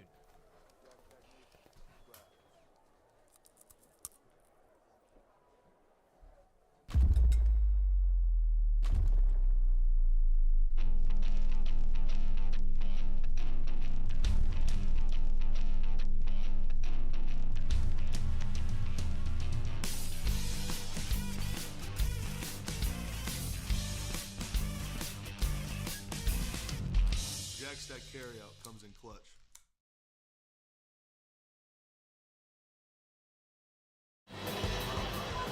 Welcome back to halftime. It's Mark Files alongside the Hall of Fame quarterback, Jake Johnson. Sooner or later that'll get old, but you know it never gets old, brother. It's kind of cool. It never gets old. Kind of cool. I saw fellow Hall of Famer Brian Herzog in the stands. Well, why did you invite him up? We'd love to talk to him at halftime. Oh, he had his two kids, and you know. Oh, that's even better. Yeah. We want to see the kids embarrass Uncle Brian. Oh, yeah. We all about that. I like that. So hey, Titan fans, that's a great lead-in to what Jake and I were talking about while the band was performing. Nice job by the band tonight, as usual. We were looking over the stats tonight, and if you were sitting at home and watching the Titans, good for you, but make sure you're talking up this team to your neighbors. Oh, yeah. They are looking like the Titans of old from that 2007 to 2013 era, with the kids just being dynamic tacklers. I mean, I never forget Coach Carswell always preaching 11 to the ball, and he always wanted all 11 guys in the frame around the ball when the whistle blows. And you know, we've seen it the last 2 weeks, and this defense just flies around, and they love to hit. They love to make tackles. And there are a lot of solo tackles. These kids are very, very good at the tackling skill. Now, I hope I didn't jinx them. But bottom line is they're a fun team to watch, and Titan football's back. Yeah. Let's talk some stats here. First half for the visitors, the Panthers from Park Hill South. They had 4 first downs in the first half. They had 7 yards on 11 attempts rushing. They had 165 yards through the air on 7 attempts. They were 7 of 12 by the quarterback. They had 5 penalties for 49 yards. They were 1 of 8, Jake, on third down conversions, and they were 1 of 3 on fourth down conversions in the first half. Yeah, we talk about defense last 2 weeks on third and fourth downs, coming up big, making stops, and that big fourth down stop, half-yard line, inch line, man, really standing tall for this team tonight. A lot of confidence building in that defensive stand there. For sure. For the hometown Titans, they had 11 first downs in the first half, 88 yards on the ground on 22 carries. They had 201 yards through the air. Love it. On 6 attempts. The quarterback, number 21, I love that 21 on the quarterback. Takes me back to the good old days of a guy named, as a KU guy, you'll like this. Okay. John Hadel. Oh, yeah. John Hadel. Yep. Always wore 21 for the Chargers. Yep. Cade was 6 of 11 with 2 touchdown tosses. Titans got to work on these penalties. There's still 6 penalties for 44 yards in the first half. They were 5 of 10 on third down conversions. And, of course, we got the 1 field goal by Sebastian, and he booted it. He put his foot into it as a nice kick. Yeah, it was. Time of possession, pretty close. Titans have a little over 21 minutes. Park Hill South had a little over 29 minutes. So it was a very balanced half time-wise, but the Titans definitely had fun with it on the big pass plays. Let's talk about some individual stats here for the visitors. Park Hill South, the quarterback, as I mentioned, let's see here. He had 124 yards through the air. And as far as rushing goes, kind of a rough night for the running backs. They're struggling. Yeah, definitely not as good of a night like they had last week. Exactly. Number 34, little tailback, minus. I've got him for -5 yards unofficially. He's been tackled in the backfield quite a bit by this defense tonight, and it's been nice to see. For the hometown Titans, Quincy Torrey, 30 yards on 13 carries. Caden Carter's got 22 yards and a touchdown on 3 carries. Jackson Torrey is on the board. He's got 18 yards on 2 carries. And then the backup quarterback, Dawson Edwards, rounds out the top 4 with 14 yards on 3 carries. Receiving, Jackson Torrey again, 4 receptions, 193 yards in the first half, 2 TDs. Tavion Sims has got 1 catch for 4 yards, and then Adam Woolridge is also on the board with a catch for 4 yards as well. Big plays on in the passing game for the Titans tonight. That's all you can ask for. Well, and not only is it a big play, but it's that RPO we talked about. And the kids have been coached up so well by the offensive staff, and they recognized it and they capitalized on it. Yeah, absolutely. Yeah, I mean, I'm sure Park Hill South was coming in tonight thinking they didn't want to get the run game going like they did last week when they played North. So they were selling out for the run in the first quarter, and I think the first touchdown was just busted coverage, but the second touchdown, it was RPO. You had 8 guys flying up to the ball for Park Hill South, and Torrey just slipped in right behind. It was easy pitch and catch, and he did the rest. Well, and Caden, the quarterback, yes, is doing a much better job of throwing the ball. Oh, yeah. And he's got, so he's got 3 halves of football coming into tonight. Yep. So this is the 4th half of the season. And each week he has gotten more and more confidence in his reads. Yeah, for sure. Taking charge and running the offense. And then also, when you're able to do that, you relax, and guess what? That ball starts going down the field where you want it to go. Yeah. He's found something tonight, and hopefully he comes back out in the second half and not injured and can give another little run for this half. If not, we like to see Dawson Edwards and see what he can do. He came in in relief last week, and old Dawson, I'll tell you what, he's got a nice touch on that ball. He does. He just keeps missing Sims Yep. out on the Yep. or Torrey, either one, out on that deep corner route. Yeah, probably a little adrenaline still, just young Yep. and trying to figure it Yep. out. But yeah, he seems to have all the tools. He does. And we are down under 30 seconds here. The Titans are back on the sidelines.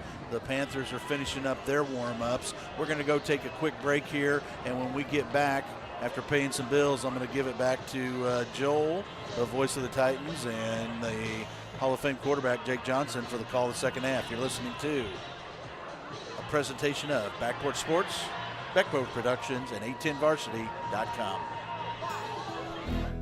The year was 1881, and young Reuben Baylor was making his way along near the Missouri River, finding work when he could and living the only life he knew.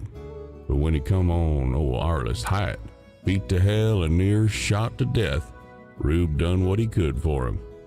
He didn't know that act of kindness was going to wind up changing his whole life, but it did. Green as grass, Rube was a long way from being any kind of pistolier or shootist. But when Marshal Marion Daniels come on him and needed help with the Duncan bunch for what they'd done to Arliss, that tussle growed Rube up right quick. He stopped drifting, found friends worth looking up to, and a young woman that was right admirable. Deer Run Trail by David Lewis. Available as an e-audiobook at audible.com. What rhymes with great? Participate. Where does greatness start? Here, in the classroom. On the stage. In the pool. On the field. Where will your greatness take you? To better grades. To more friends. Yeah! Be great. Participate.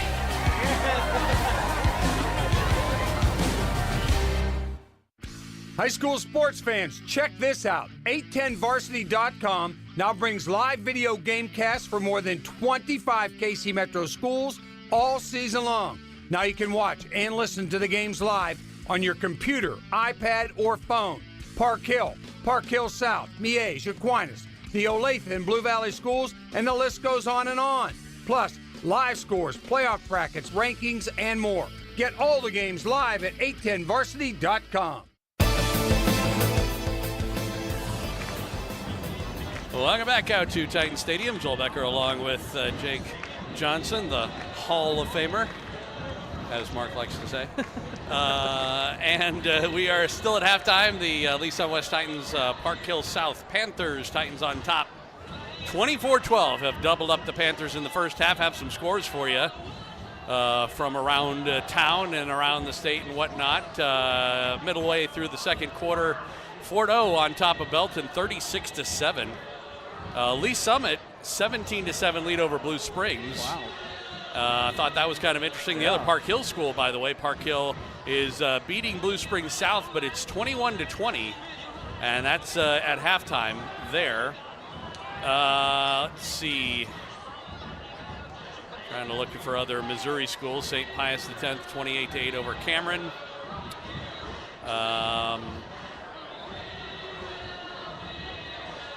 Grandview 27-0 over Raytown South. Smithville 21-8 over Kearney. Oh, you gotta love that. Not if you're used to Kearney always winning everything. Hey, we didn't like Kearney when we were here. Lee Summit North 21-7 over Staley. That's a halftime score. That's almost a little surprising that it's not more lopsided than that. Not that Staley's bad or anything like that. Liberty North 14-0 over Rockhurst. That's just underway in the third quarter there. Lincoln College Prep is leading Pembroke Hill 7-6. That one's late in the third quarter. So there you go.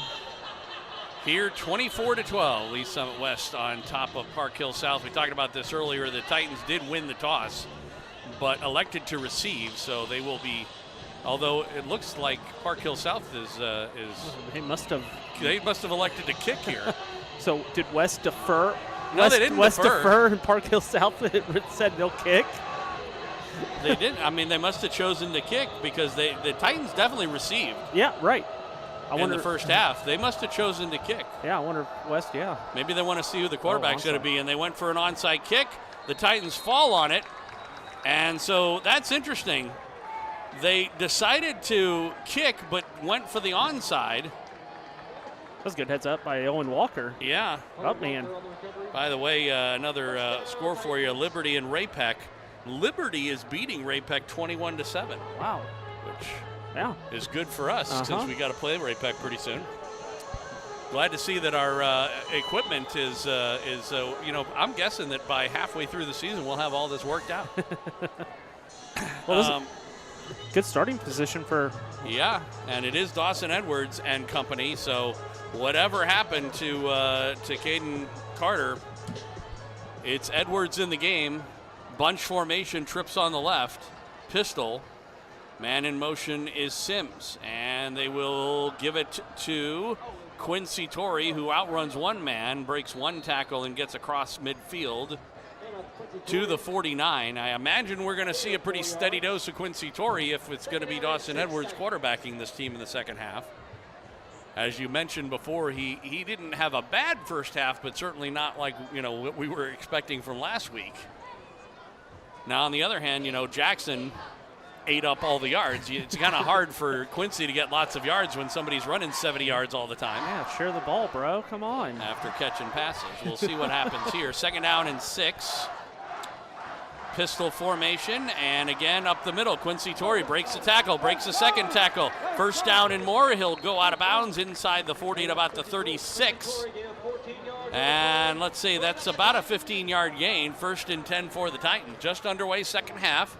Lee Summit West on top, 24-12. They had a 17-0 lead. Gave up after making a goal line stance on the literal 2-inch line. It was less than half a yard. For sure. But they stopped them.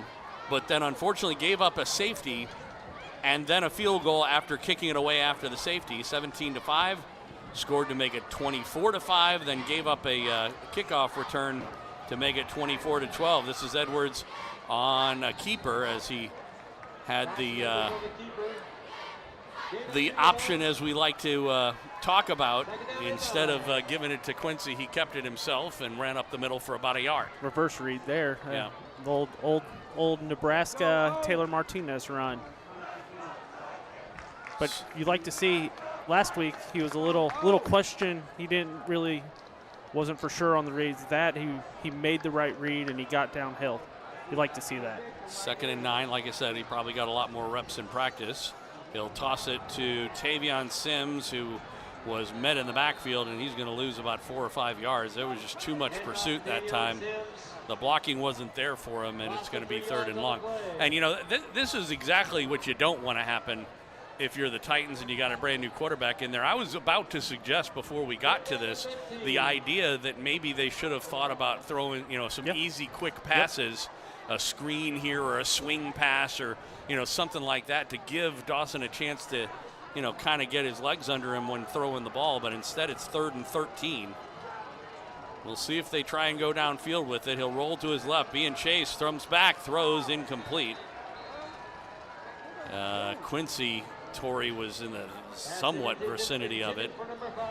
The truth of the matter is I don't think Edwards had any idea where Quincy was. He threw it in the general direction of blue jerseys. Blue jersey over there, but he was actually a lineman. It was close enough. Park Hill South had it covered well, though. Quincy wasn't going to be able to go anywhere with that. So the Titans are going to punt, even though they have the ball in pretty deep territory. Owen Walker standing back at his own 44. High snap, and it's going to managed to somehow get, I don't know how that wasn't blocked. I think he did get a hand on it, but I don't know how he didn't, just cover up on it. He was like right in his face. Could have just grabbed it off his foot. It seemed like it. Are you allowed to do that, by the way, if a punter lets the ball go as he's ready to kick it? Can you actually catch it before it gets to his foot? I would assume so. I don't know how smart an idea that would be. No, that'd hurt. They kick hard. So it's going to go out of bounds. But, still poor field position for the Panthers. We'll see what the Titans defense is going to do. They're going to be relying on them in this second half if they can't get their offense on track. First and 10 from their own 16. Polakovic. And I guess they didn't go across. They jumped, but didn't go across. He does have Honchel beside him. And they will throw near side. It was caught and out of bounds. I believe that is Taylor again. Mark him out of bounds at the 21. Pick up a 5, 2nd and 5. And you know that I take it back. That wasn't Taylor. That was actually the other guy, the running back, Toby Falubi, who's had some pretty good catches. So it'll be 2nd down.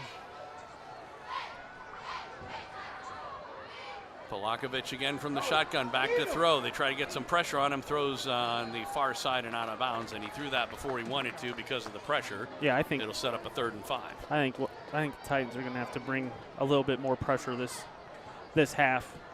I think. Well, when they've been letting him, stand there, he's been picking apart. Yep. And that's the thing, is that it's not like our coverage has been bad. And even with stride for stride coverage, when you give him enough time, yeah, it's hard to stay in coverage for that long.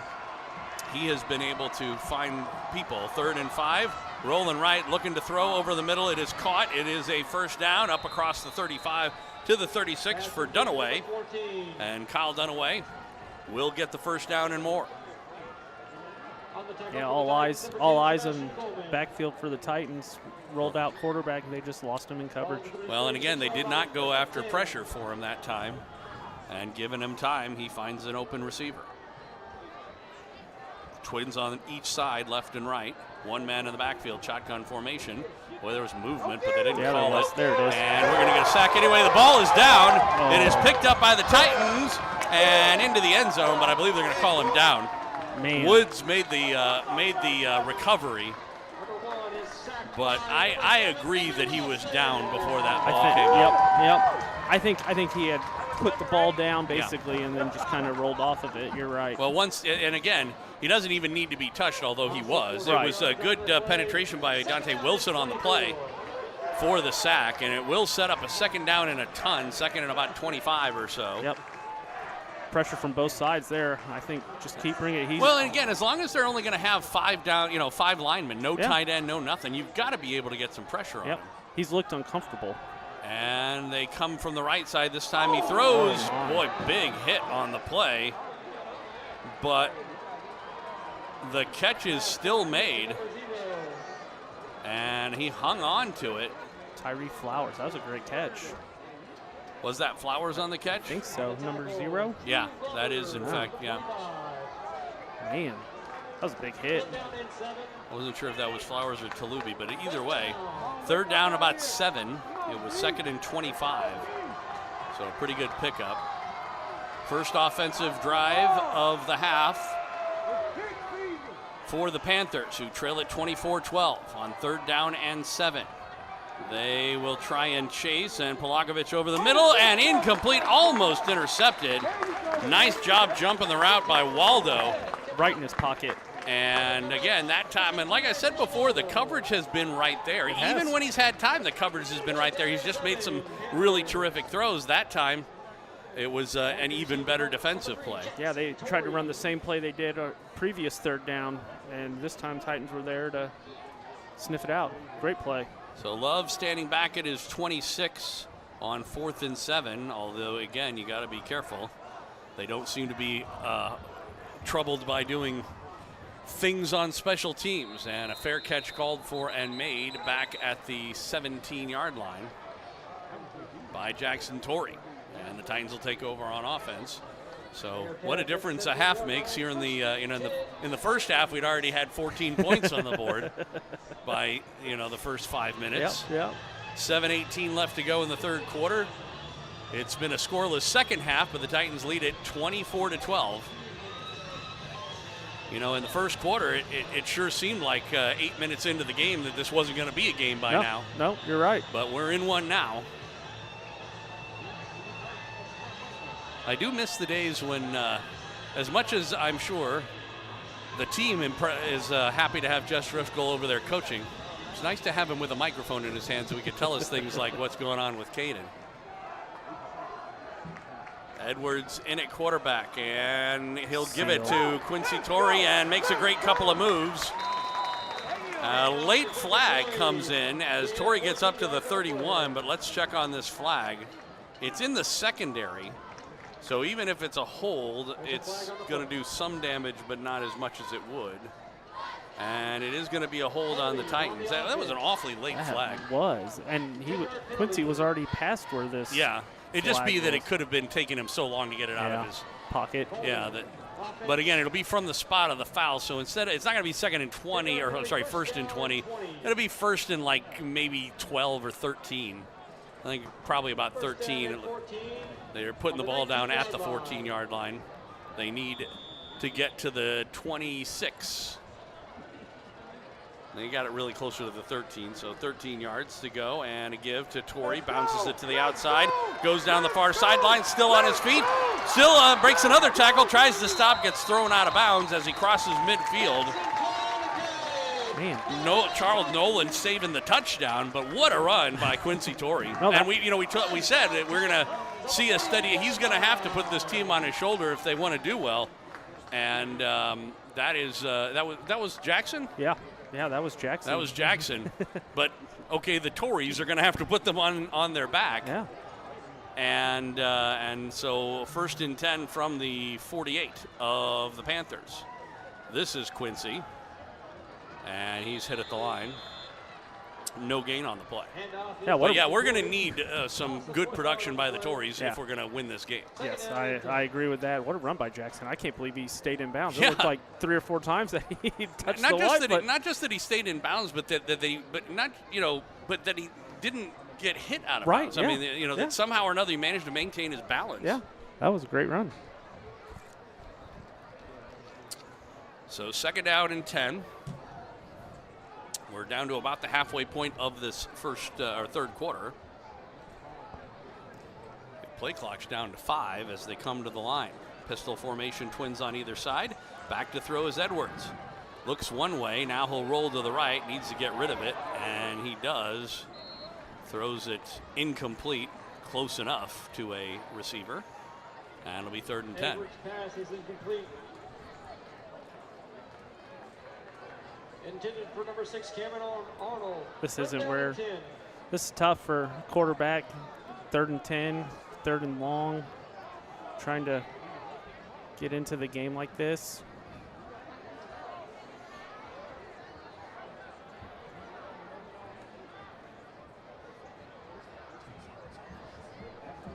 So, like you said, 3rd down and 10. They've got Twins on the left, 1 man on the right. And they try that Statue of Liberty play again, and Quincy Torrey is going to get a 1st down and more. Second time it worked. And it really wasn't so much that they were fooled as well as they were just well blocked, and Torrey did a good job of running around it. Yeah, great job by the offensive line. They got to the 2nd level, gave Quincy plenty of space. So he'll pick up a 1st down and more down to the Panther 31. 1st and 10 Titans. So Quincy will head out wide on the right side. He's in the slot. They got Twins on the left as well. Now a man in motion. And we get whistles. Play clock was down to 0. Did they call a timeout or did they take a penalty? I think we got a timeout. And yep, it is a timeout on the Titans. Unfortunately, again, when you're having to deal with their number 2 as far as quarterbacks is concerned, that is a danger. Yeah. Sometimes it's better to be extra reps or not. all on the same page. Yeah, exactly. So again, though, when you got the lead at 24-12, it certainly doesn't hurt to make sure you got the right play in.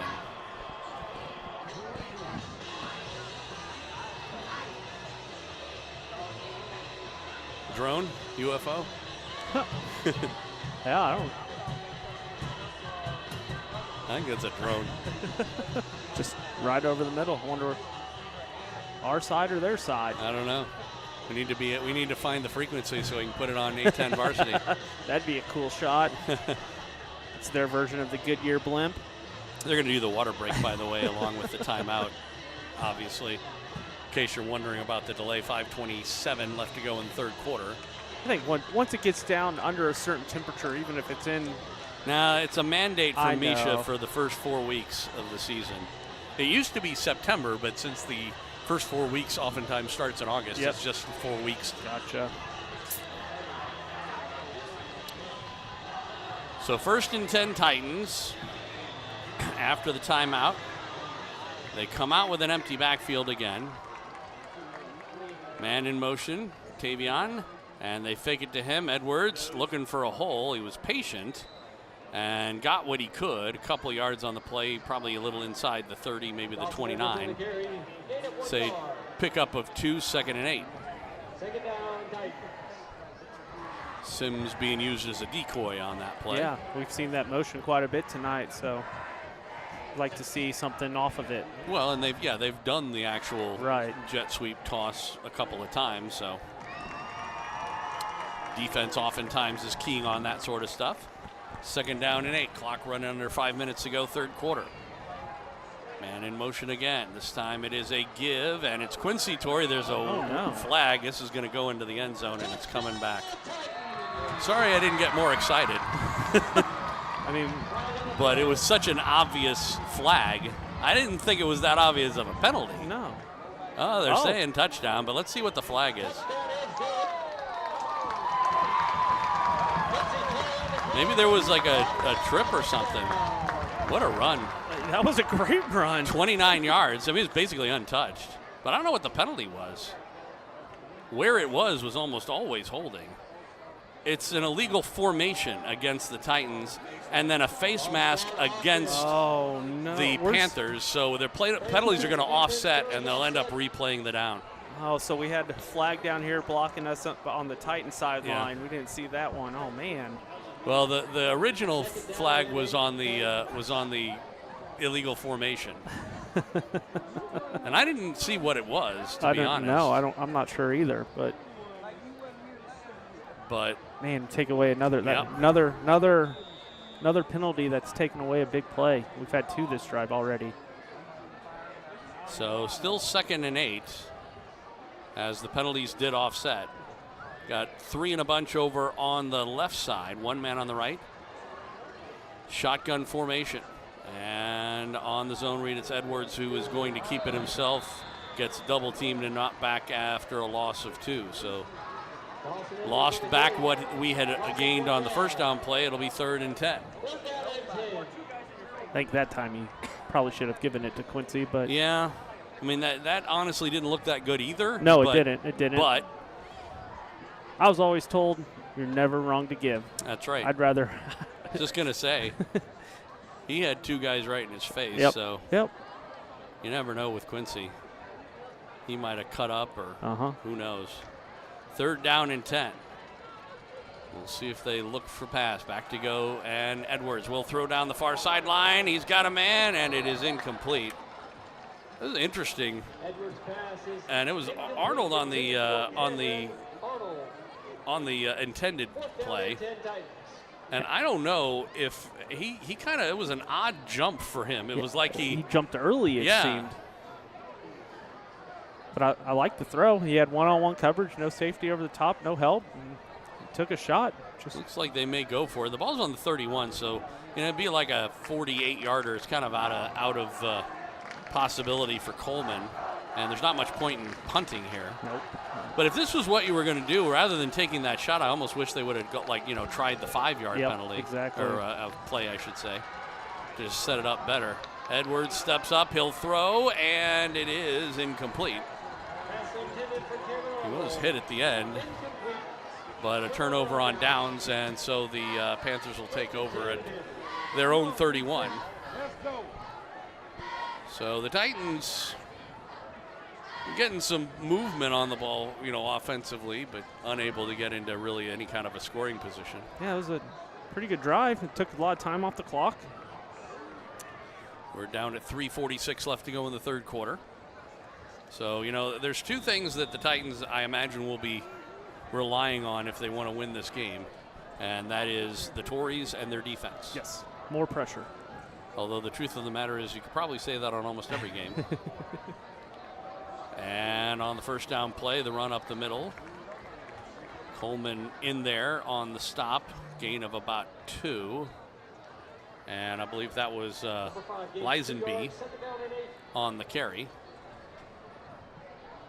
Let's go, dude. 2nd down and 8.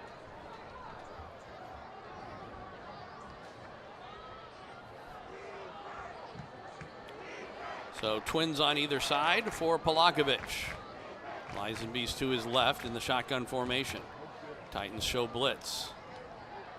We'll see if they come or back off. And here they come. Throw on the near side. It is caught and forced out of bounds. Parker, the tight end, able to make the catch. The old rubber out.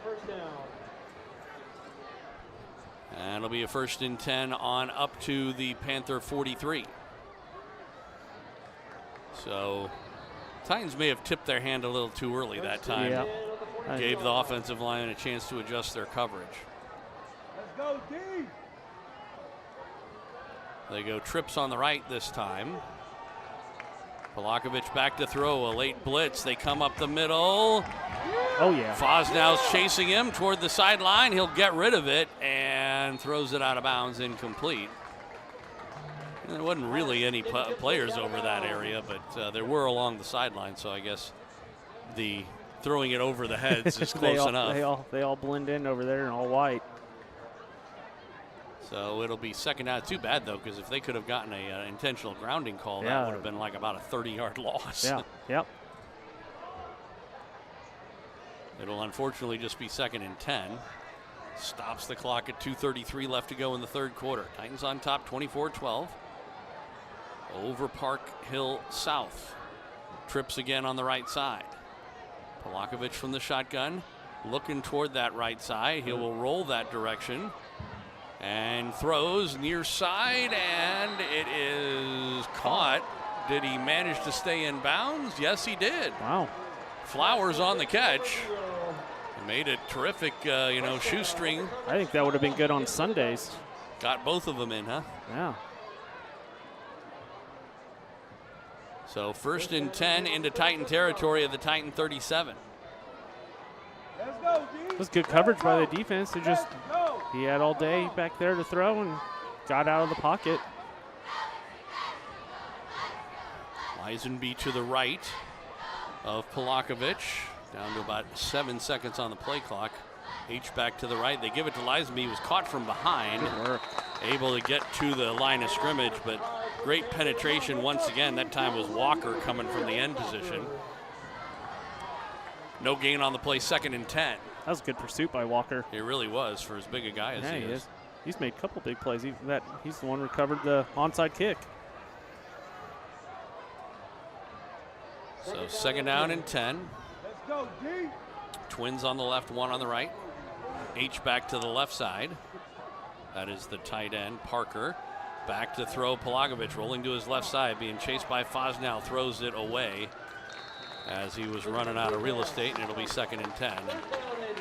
I got to say, I am impressed with Drew Polakovic, this quarterback for the Panthers, in terms of just even seeing his development during this game. His choices. And I mean, he's obviously realized that he doesn't want to try and force things in, but he can take an incomplete pass and live to, throw another day. Right, and he's also shown that the more pressure that West has gotten on him, he's gotten out of the pocket a little bit more, and he's done.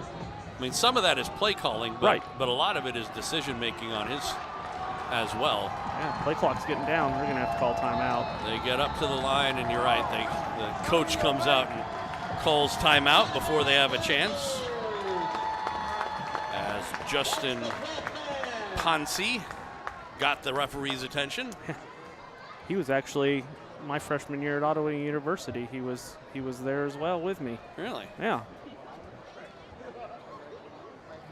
Played on the defensive line and offensive line. And now he's a high school football coach. Now he's the head coach of Park Hill South. All right, then. Yeah, How did 2 Missouri guys end up in Ottawa University? Great question. So it looks like, is this just the water break, or did somebody call timeout? No, I think it's a water break. Park Hill South called the timeout. Oh, did they? Yep.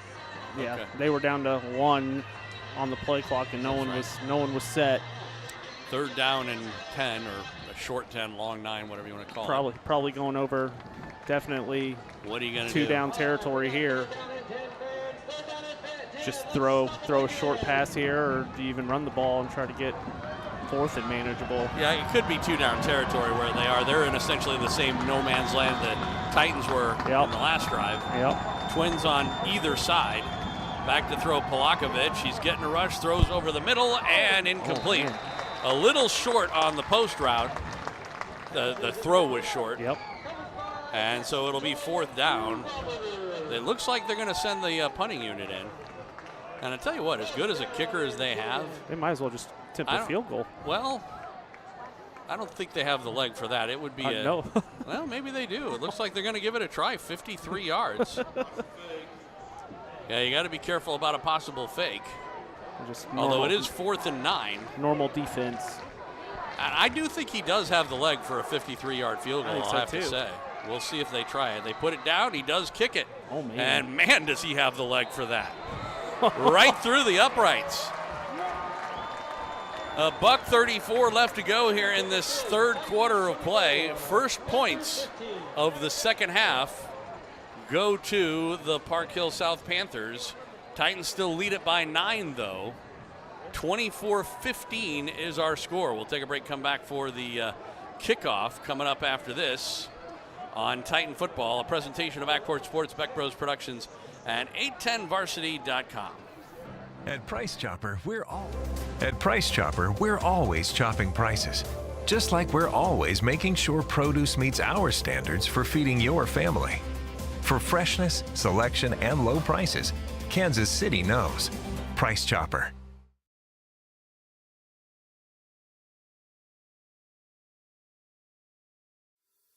At Price Chopper, we're always chopping prices. Just like we're always making sure to keep our shelves stocked with the affordable, high-quality food your family loves. We're here to ensure the products you want are always right where you need them, when you need them. Summit West leading Park Hill South. Titans on top 24-15. A 53-yard field goal by Mason Love. And I tell you what, that was good from probably at least 60 yards. Yeah, for sure. I don't know if he's a commit to any D1 schools, but I tell you what, I mean, if the Chiefs need a kicker. Yeah, if you're a high schooler kicking 54 yards. I mean, jeez. And he puts this one in the back of the end zone as well for a touchback. But he's a South Carolina. Okay. Wow, SEC. How about that? Okay. Gamecocks, if I remember correctly. Yes, sir. Yes. So Titans 1st and 10 from their own 20. Minute 34 left to go, 3rd quarter. The only thing about that is that it doesn't totally help them all that much because they're still in a over touchdown situation. They were trailing by 12. Now they're trailing by 9. Although, the way it's going right now, you get 3 more field goals or whatever. You're in the game, yeah. So we'll see what the Titans can do offensively. They moved the ball a little bit last time. Oh, no. And we have a fumble here on the exchange. The Titans are able to fall on it, but this is going to go back for a pretty big loss. And that was Quincy Torrey on the carry. Unfortunately for him, that will not be good for his numbers, as it's a loss of, about 9 yards on the play. Caden Carter's back in. Well, that's good to see. Apparently he was a little off on that toss. Yeah. Or exchange really would be the better way to put it.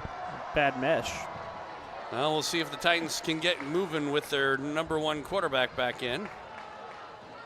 And they will hand off. And now here's Quincy Torrey up the near sideline, breaks a tackle, gets away from another across the 30, up near the 35-yard line.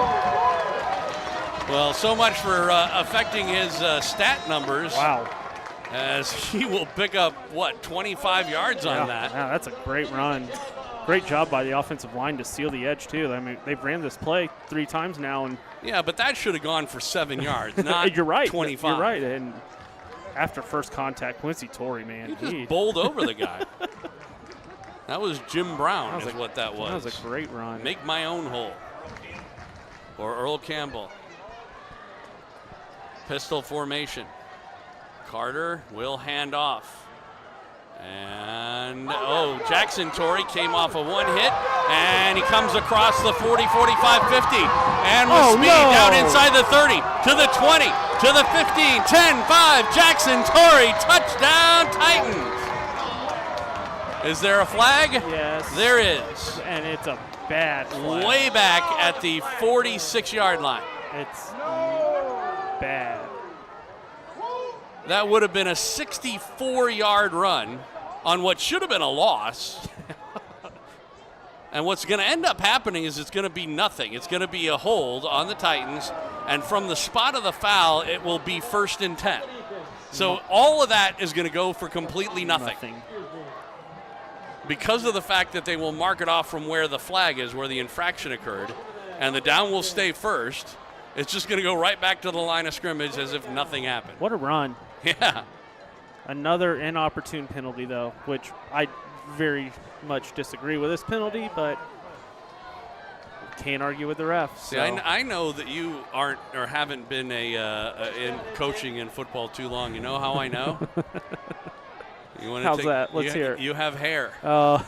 You haven't pulled it out yet, because that's what happens after plays like that when you're coaching. And the give up the middle, good for about 5 yards. Pretty good hole between the guards that time for Quincy Torrey. That's going to do it for the third quarter of play. So we've got 12 minutes of football left to go. When we come back, it'll be 2nd down and 6 for the Titans with the ball on their own 40-yard line. They lead it by 9, 24-15 is our score. Fourth quarter on the other side here on Titan Football. Presentation of Ackport Sports, Beck Bros Productions, and 810varsity.com. 810 Varsity takes you through the football season like never before. Watch games live throughout Kansas and Missouri, and even postseason action at 810varsity.com. Plus live tournament brackets, top 25, Elite 81 All-Metro team, live scoreboard, stories, and more. Check out Kansas City's new home for high school sports coverage, 810varsity.com.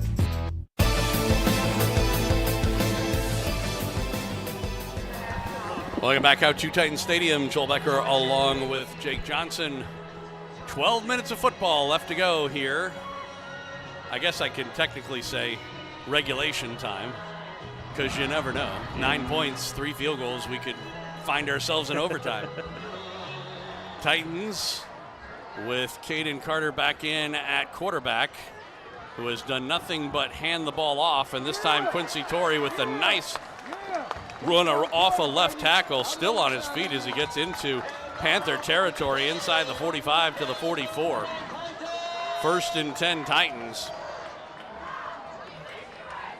It's amazing because, like I said, all that Caden has done is hand the ball off since he's been in there, and yet we're still moving the ball better. Yeah. I mean, when you got Quincy Torrey and Jackson Torrey on the field, they're making plays. Pistol formation, Twins on the right. Give up the middle once again. And it's going to be a gain of about 5 inside the 40 at about the 39. And give credit to this offensive line. They're putting in work right now. That was Quincy Torrey on the carry. 2nd down, quickly moving. They give it again to Quincy right up the middle, and this time breaks another tackle, and he'll get a 1st down. I mean, when you're getting 5-6 yards a pop, why change it? Yeah, 6 yards on 2nd down and 5, so it'll be 1st and 10 for the Titans with the ball on the 36. What I don't know. There's a timeout. I think the Panthers probably called it, but let's see. No, it's the Titans. something that Coach Warren or somebody on the coaching staff didn't like about what was going on there. So I'm not sure. They had plenty of time on the play clock too. Oh yeah. So I think they just didn't. I mean, the Titans were working with pace, and maybe they were just trying to tell them, "Hey, slow down." Yeah. Yeah. We're trying to use some clock up. Yeah. Although it was effective. It's a good response though. After that first play of the drive, he botched mesh point. And well, like I said, yeah. Despite the fact that he had one bad exchange, he still hasn't even attempted a pass, and yet we've managed to move the ball 50 yards downfield. Yeah. On nothing but runs.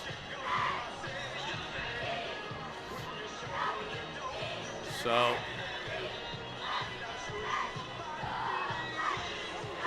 it's also possible that it wasn't the pace, but rather something in the play calling, that they called something and they ran something else, and maybe they were confused as to because they brought the charts out there. Maybe they were confused at the pictographs or whatever. Yep.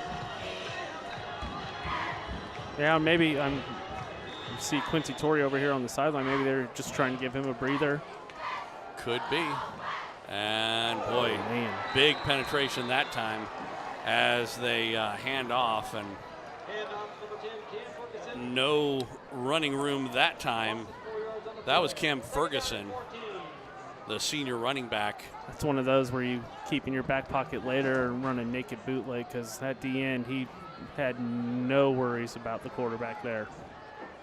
Well, again, with Caden nursing some sort of an injury, he was out for a good portion of toward the end of the second quarter and into the third quarter. He will roll out and look to throw for the first time. Throws over the middle. It's caught. Big hit. Tavion Smith makes the catch, hangs on to it. It'll be a pickup, but probably about 5 yards. It'll set up a 3rd down and 9. They very well are in 4-down territory here. I don't know that Sebastian Coleman is a 53-yard guy. It would be about a 50-yarder here from here, more or less. Man, I love watching Sims run across the middle. He will make any catch and take a hit. He's sure-handed. Doesn't seem to bother him. Play clock down at 10, under 10 minutes to go. 3rd down and 9. They could be looking at 2 downs here. Carter from the shotgun, and now we're going to get a timeout.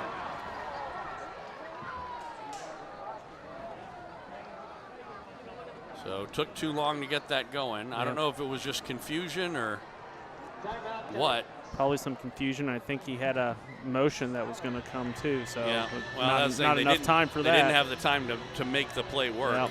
And they were probably worried that he was just going to snap it anyway. And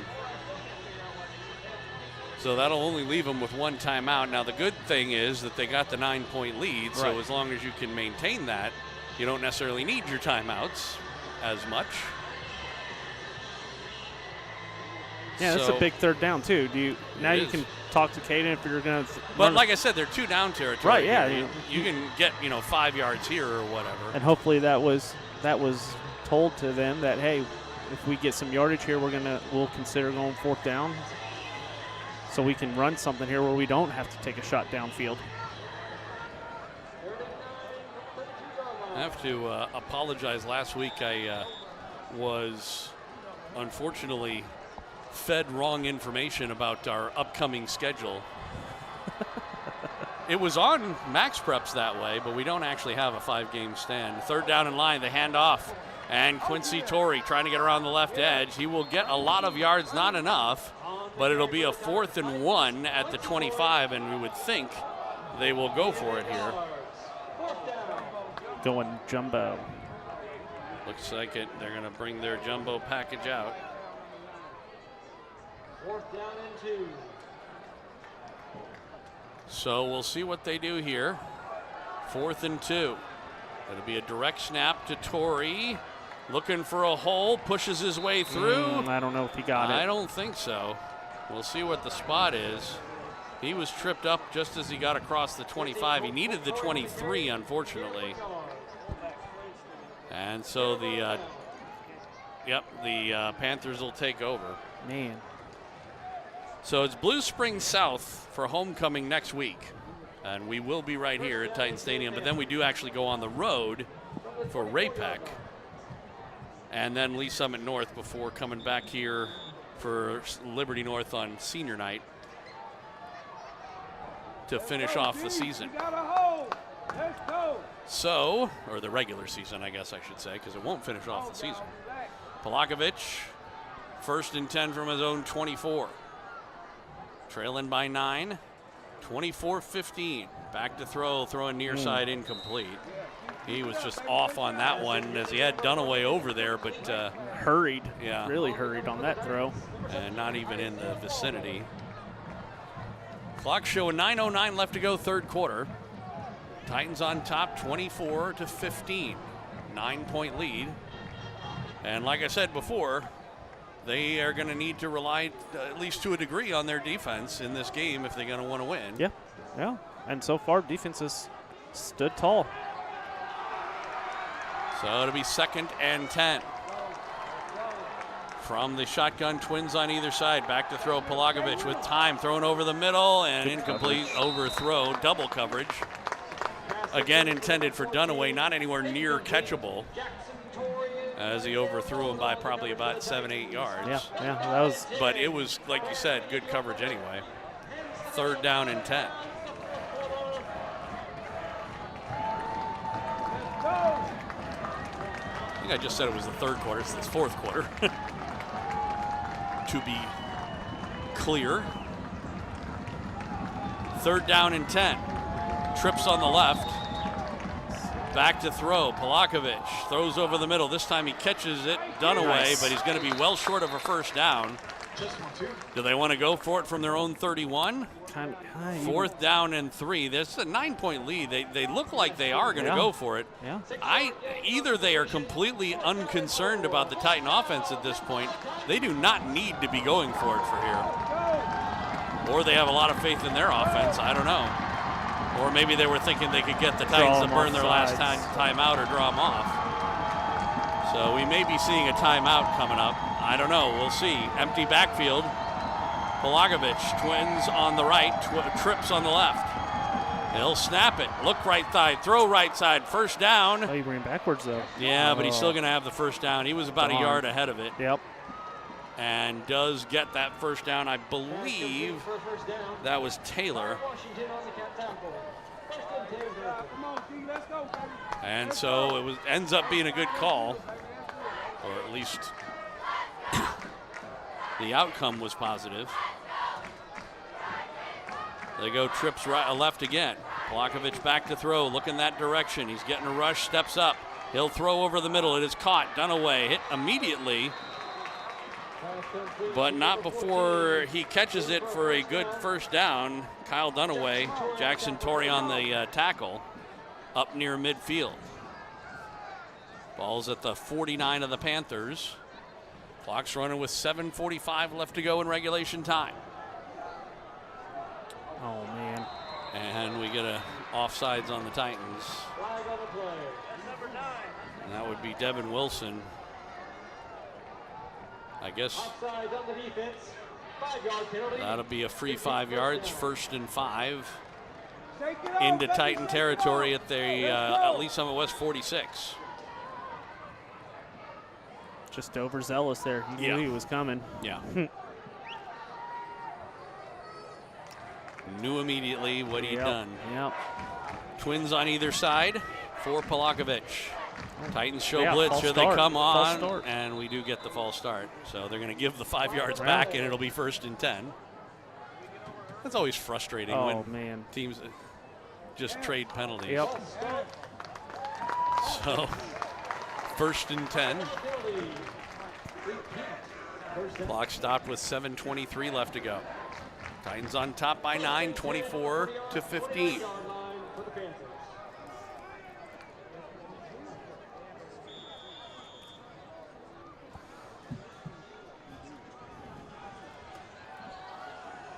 Lots of movement. Yeah, I've thought they were guilty about 3 times of that. That was the first time they actually called it, though. Empty backfield for Polakovic. Twins on the right, trips on the left. Looking right side, throwing right side. It is caught. Relatively short gain on the play. That was once again Chance Taylor on the catch. Out of bounds at the Titan 47. So it'll be 2nd and 6. 2nd down and 6. Goes out of bounds, stopping the clock with 7 minutes to go.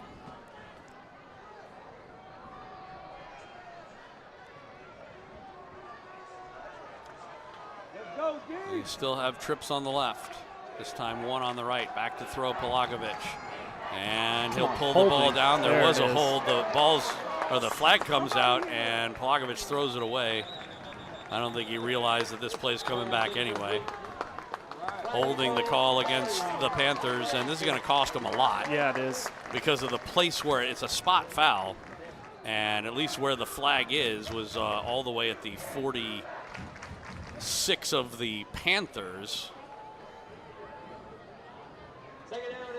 They're not marking it off from the spot of the foul, from the line of scrimmage, 10-yard penalty. I guess if it happens in the backfield, it comes from the line of scrimmage. But it's still going to cost them. 2nd and 16. Ball back at the Panther 43. That's where you like to see a little more pressure applied to the quarterback. Especially with the empty backfield. Right. They're only rushing 4, but they do get to him. The throw, and it is incomplete. I think that was tipped at the line of scrimmage. Very well might have been, and I couldn't tell if somebody got to it right near there. It was intended for Parker, at least I think. Sometimes it's hard to tell when it's tipped at the line. Yep. Yeah, I think he was going for his tight end down the seam. Yeah, that was Parker, and it'll set up a 3rd and 16. Now, these long 3rd downs have not necessarily been a problem for the Panthers overall in the game. No, he's been able to sit back there, so I want to see a little more pressure here. We'll see if they dial up anything. They've got 4 people heading that way, and they do rush 4, but that's all. They throw, and down the near sideline, incomplete. Good coverage. Yeah, it was, and again, Dunaway never really looked back for the ball. Yeah, he gave up on his route because he was covered. Yeah, I don't think he thought that there was any chance Pelagovic was going to be throwing to him. But when you're a head taller than your guy that's guarding you, you might as well just take a shot. Well, and you never know. Again, down by 9 with half a quarter left to go. That looks like they may go for it from here. At least they haven't brought their kicker out. Even in that situation, if they could have managed to get 10 yards, it would have been a much more makeable 4th down. Exactly. So they're going to go 4th and 16. I'd still be dialing up some pressure if I were the Titans here. For sure. False start. And we do get the whistle. So it'll be 4th and 21. Now you got to consider punting, I think.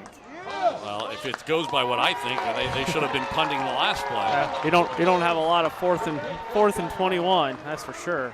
Yeah. I have to say, I mean, you did all those, senior runs and stuff like that when they were timing you for this, that, or that. I always thought it's funny that they make offensive linemen run 40-yard dashes. Because I personally have always felt that any play designed to have an offensive lineman run 40 yards is probably ill-conceived. Yep. Back to throw, Pelagovic up the middle, the throw, down the middle, incomplete. Jackson Torrey, I think he just let that go. If he did, it was one the of smartest plays that he could have done. Even though I wouldn't put it past him for picking that off and taking it to the end zone like he has 2 other times tonight. So, but yeah, that was, if he did just say, hey, I'll let this go and we'll start with the ball. Great field plus position. Territory. I still don't know why you go for it there. I don't either. Because again, there's one of a few possibilities. Either you have absolutely no concern about the Titan offense, and I don't know why you wouldn't, because I mean, with Caden back in, he may still be nursing an injury, but that doesn't mean that they're not dangerous on offense. Yeah. And they were moving the ball last time. Yeah, and but from here, all they need is about 20 yards, 20 yards at least for a field goal. Yeah. Put you into where you have to get at least 2 touchdowns. Yeah, a pair of touchdowns as opposed to a touchdown and a field goal to take the lead. You've got a great kicker. I mean, he also punts for them, so he could have possibly backed him up. Yeah, for sure. Yeah. And I mean, it would be one thing if there was 2 minutes left to go, or even less than 4. There's more than half a quarter. 6:34 on the clock. They're doing the water timeout right now, I do believe. By the way. And so, I got to question the decision making there. For sure. I imagine we'll see another steady dose of Tories here. The amazing thing is it's not like the Panthers don't know that, and they're still able to get a lot of yards. Here's Quincy left side. He breaks a tackle. Wow. And gets across the 35 near the 30. It'll be a pickup of probably 7. And again, you had him, caught from behind, and he just ran right through it. Yeah, backside defensive end. He made good pursuit, but he couldn't wrap him up. Just couldn't bring him down. And like I said, it's not like they don't know what's coming, and they haven't been able to stop him. At least not from making some pretty good yards. They gave him about 6 or 7 on that play. Yeah, opens up the playbook now. 2nd and short. Under 6 minutes left to go. Now's the time, and certainly if you're the Titans, you want to milk as much of the play clock as you can every play. Caden Carter back in at quarterback. Toss to Torrey, and he was met in the backfield by Martin. And that will go for a pretty large loss. And it'll be 3rd down and long. That was definitely not the play you wanted to have happen. Nope. Martin's he's been making a couple big plays his last couple drives. Yeah. From pursuit to even on that front side play right there. So Caden Carter has not thrown much since he's come back in the second half. Tavian's out to the left side in the slot, and they will hand it off to Quincy Torrey up the middle. 3 guys had to tackle him. Yeah, he picks up 3 or 4 of those yards back, but it's going to set up a 4th down.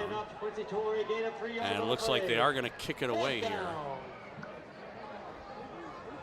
So the Titans are perfectly content to play the field position game. For sure. They'll be able to milk the clock down near 4 minutes. Don't snap it till. Actually, this is one of those times where you might as well take the delay of game. Yeah. Why not? Yep. I would. I'll bet they don't, though. They'll probably snap it with 1 second. It's down to 6, and they actually snapped it with 6 seconds. Oh, man. And shanked that one. We got to see where they mark this. Just walk. He'll just walk until he feels. Well, it was not much on it. They would have actually been better off going for it, as it turns out. They'll mark it down to the 30. But I tell you what, they actually had a chance to make it on 4th down there. It was 4th and 6 or so. Yeah. Now, of course, you can't assume that your punter's going to shank it like that, but actually they marked it at the 39. So wasn't that actually a minus punt? Yeah, it was. Man. So good field position for the Panthers. We'll see if the Titans defense can step up here with about 4 minutes left to go. They also snapped it too early for that matter as well. 4:16 on the clock. Empty backfield. We'll see if the Titans bring any pressure on Polakovic. They just rushed 3. Quick throw. Oh, incomplete. That was very close to a Kadarius Toney pick 6. Yes, it was. I mean, it literally went the same sort of situation as they were going for Lisenby, and it went right off him and popped up into the linebacker, and Haynes had it kind of just sort of go off his elbow. He definitely wasn't expecting it. No, he wasn't looking. And wide receiver was trying to do something before he caught. So 2nd down and 10. This time there is somebody in the backfield, and they throw near side. It is caught. Makes one man miss, does Chance Taylor, but not 2. He'll pick up about 3. It'll be 2nd down and 7. He did not get out of bounds. At least the clock is still running. 3:50 and counting. Not a lot of urgency on the Panther side right now. Down 2 scores. Yep. Well, it is 3rd and, let's say, 7. They do need to get a 1st down in at least the next 2 plays. Twins on either side, 1 in the backfield. And we get whistles, and I think we're going to get a false start. Or it could be an offsides, but I thought it was a movement. Titan defense is clapping. No, it's a false start. That's what I thought. I bet it was a snap infraction. I bet the center, because you usually don't see a false start call from the umpire there. Yeah. So 3:30 left to go. The clock should run again once they put it in play, and it is. Up to the line on 3rd down, and let's say 12 now. Back to throw Polakovic. The only rush 3 is going to step up and run. He gets by Coleman, and then finally Sebastian was able to get him down near the line to gain, but a little short, maybe about a yard shy of the first down. Tackled by number 10, Sebastian Coleman. Although they're taking a look at it now. They were. I think he's going to be short 4th down. Yeah, it is 4th down by about 2, maybe a foot. It's very little. Yes, it is. It's interesting they are not going jumbo. I wouldn't be surprised, though, to see the quarterback take it himself. And he will run toward the right side, and they knock him out of bounds. The question is, where was the ball? Somebody's a little slow in getting up for the Panthers as well. In the backfield. Boy, it was a smash. I do believe he got the first down, although we haven't gotten that indication yet. I think we. Boy, Jackson Torrey and the quarterback took his helmet off there near the sideline. I think he may have to compose himself for a little while. They did give him the first down. And to be fair, I think that was the proper. I mean, again, his body was not across the line, but I do believe he reached the ball across. You could see him reach with the ball, which that's a heads-up play by the quarterback. Yeah, although I think he not only got creamed on the play, but I think he also took his like on his forearm on the yard marker. Yeah, I think we have a broken yard marker in half. Call your parents to come and give you a ride after the conclusion of the game. It's still out there. 1st and 10. And Polakovic is coming back out after the injured player comes off for Park Hill South. Clock is stopped, 2:40 left to go in regulation time. Still on their own side of the 50-yard line. Back to throw Polakovic with plenty of time. He'll step up, he'll throw far side, and it is complete. I believe it was tipped on the way in. It was. And Dunaway still managed a great concentration, come down with it at the 30-yard line. They're obviously in field goal range now. Yeah, Fosnow was in coverage there, and I think he turned his back, but he swiped his hand. He tipped it. Tipped it, but he still made the catch. Polakovic back to throw. He will throw near side, looking toward the end zone, and is incomplete. Diving attempt off his fingertips, but incomplete. Waldo, good coverage. Step for step. It's always been pretty good coverage. There's not been wide open guys tight most of the corners time. have been, they've been step for step with these guys. It's just been good passes by Polakovic. 2:17 left to go, 2nd and 10.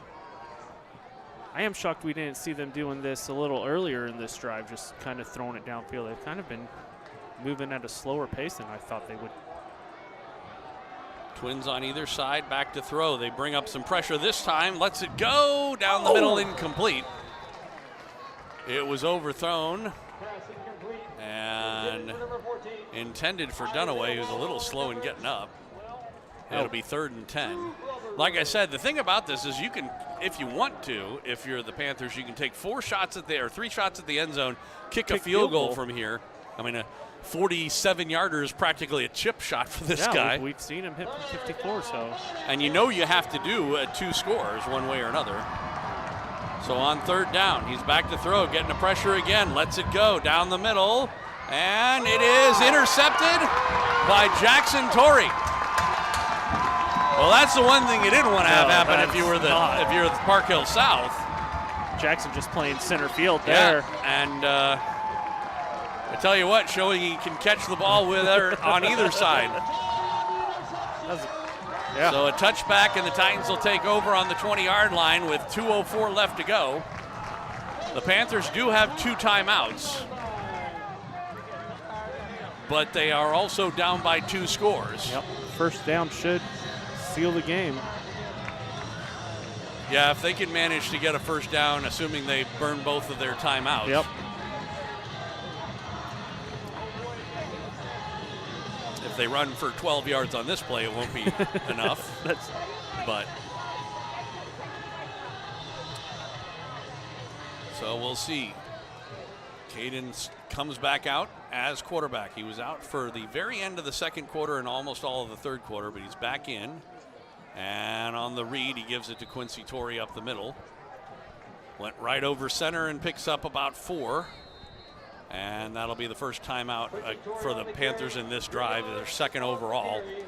Stops the clock with 1:55 left to go. So like you said, we're almost at the point where a first down even now would do it. Yep. Because even if they call their timeout, you can practically kneel your way out. Right. Almost. Maybe not, but. Right, I remember my college coach's play chart on the back. Yeah. He had a time. Basically inside of 2 minutes if the other team doesn't have a timeout, but they do have one. So I think we might be at one play plus a first down. I agree. Yeah, I'm kind of shocked on that first down run there. Although I tell you what, at that point actually, I think that if we do get a first down on this, although they may not be able to prevent the Panthers from getting the ball back, I think that pretty much guarantees a victory. I don't see you being able to score twice. That's tough. That'd be tough. They might get the ball back, but if they get the ball back, it'll be with 20 seconds left, and you're not going to score twice in 20 seconds. Nope. Really hard to do that. So second down. Split backs. They give it to Quincy Torrey. Stiff arms one man. Stiff arms a second. Stays in bounds. Cuts in toward the middle. Protects the football and gets across the 30. First down to the 33-yard line. Terrific run again. What a for heads-up Quincy play. Torrey. He spun back into the field. Instead of spinning out of bounds. That was a great job. Panthers will take their last time out with 1:44 left to go. Or no, I take it back. They don't. They're letting the clock run. So like I said, I think the math now says they're not in the victory formation. First down and 10. It is an empty backfield. I don't know. I don't know why they're gonna. Oh man. Caden will just take a That's knee. Pretty smart there, Caden. Yeah, he was waiting to milk the play as long as he could before he took the knee. So 40-second clock. There will be 30 seconds when if they don't call a timeout, which they could. But yeah, at this point they can kneel it out. Yes.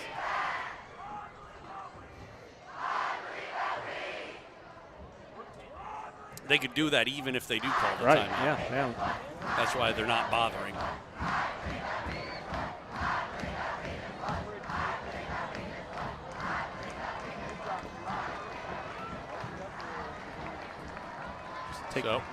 Takes the snap. He actually hands it off to Quincy Torrey to milk a little extra time off the clock.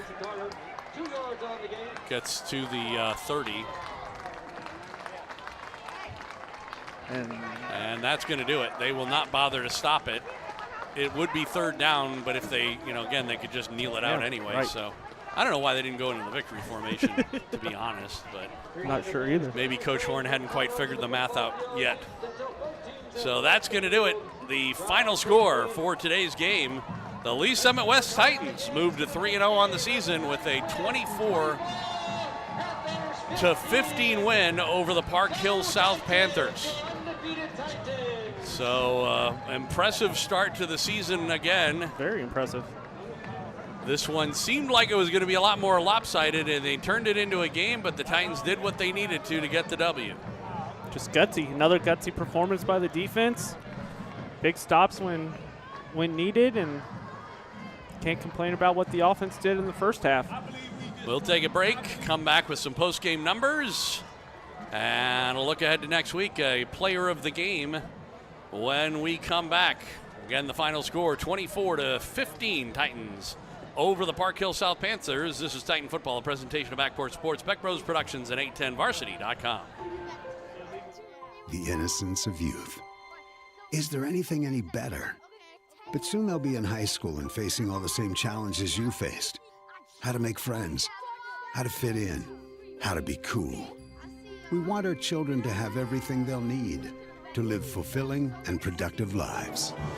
Make sure the kids in your family are among the more than 290,000 participants here in Missouri who take part in high school sports or activities.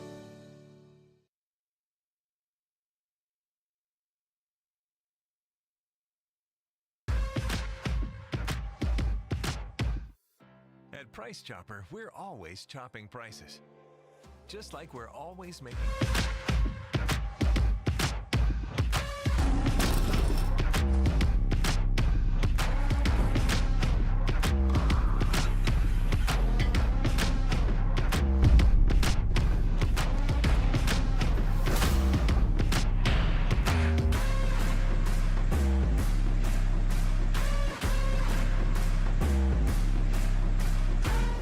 At Price Chopper, we're always chopping prices. Just like at Price Chopper, we're always chopping prices. Just like we're always making sure to keep our shelves stocked with the affordable, high-quality food your family loves.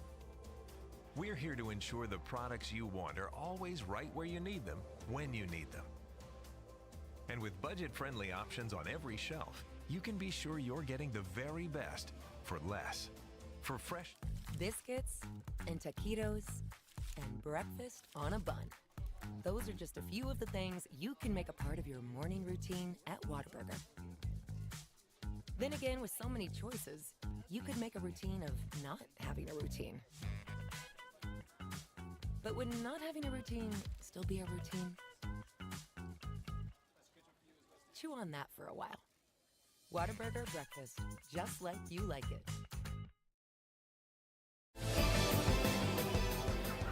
Welcome back out to Titan Stadium. Joel Becker, Hall of Famer Jake Johnson, Lee Summit West and Park Hill. Titans defeat the Panthers to go to 3-0 on the young season, 24-15 our final score. Although when all was said and done, for all intents and purposes, what happened was the Titans won the first quarter. Yes. And then played out the rest of the game. Yeah. I don't think you can say cruise control, but it kind of seemed that way it a little bit. It was dealing with adversity. Yeah, They had for another sure. second straight week where their quarterback went down for a significant portion of the game, and that definitely had an effect on their offense. Yes. And even when he came back, I mean, what did he try? One pass, two passes, I maybe? think maybe one, yes. Yeah. But, I mean, what can you say? You know, you put Edwards in the second half, and you put him in a tough situation again, but I think he managed it as well as he could, and then fourth quarter you get Caden back in, and you kind of saw a little momentum on the offense. The running game picked up, and like you said, to start the second half, a lot of Quincy Torrey, a lot of Jackson Torrey. That was going to be how they get the job done. Yeah, and defense. And that was the thing. They needed their defense to bend but not break, and that's exactly what they did. They only, I think, gave up 3 points in that second half, and it was a 54-yard field goal. So. It was, and about 53, 54. Yeah. So I mean, I don't think you can complain once again if you're Coach Horn about how your defense played tonight, as well as your offense. Coming up in just a minute, we'll have our player of the game. I'll give you a preview. His last name is going to be Torrey. I'll let you figure on which one that's going to be when we finish after Jake gives us our post-game numbers. All right, yeah.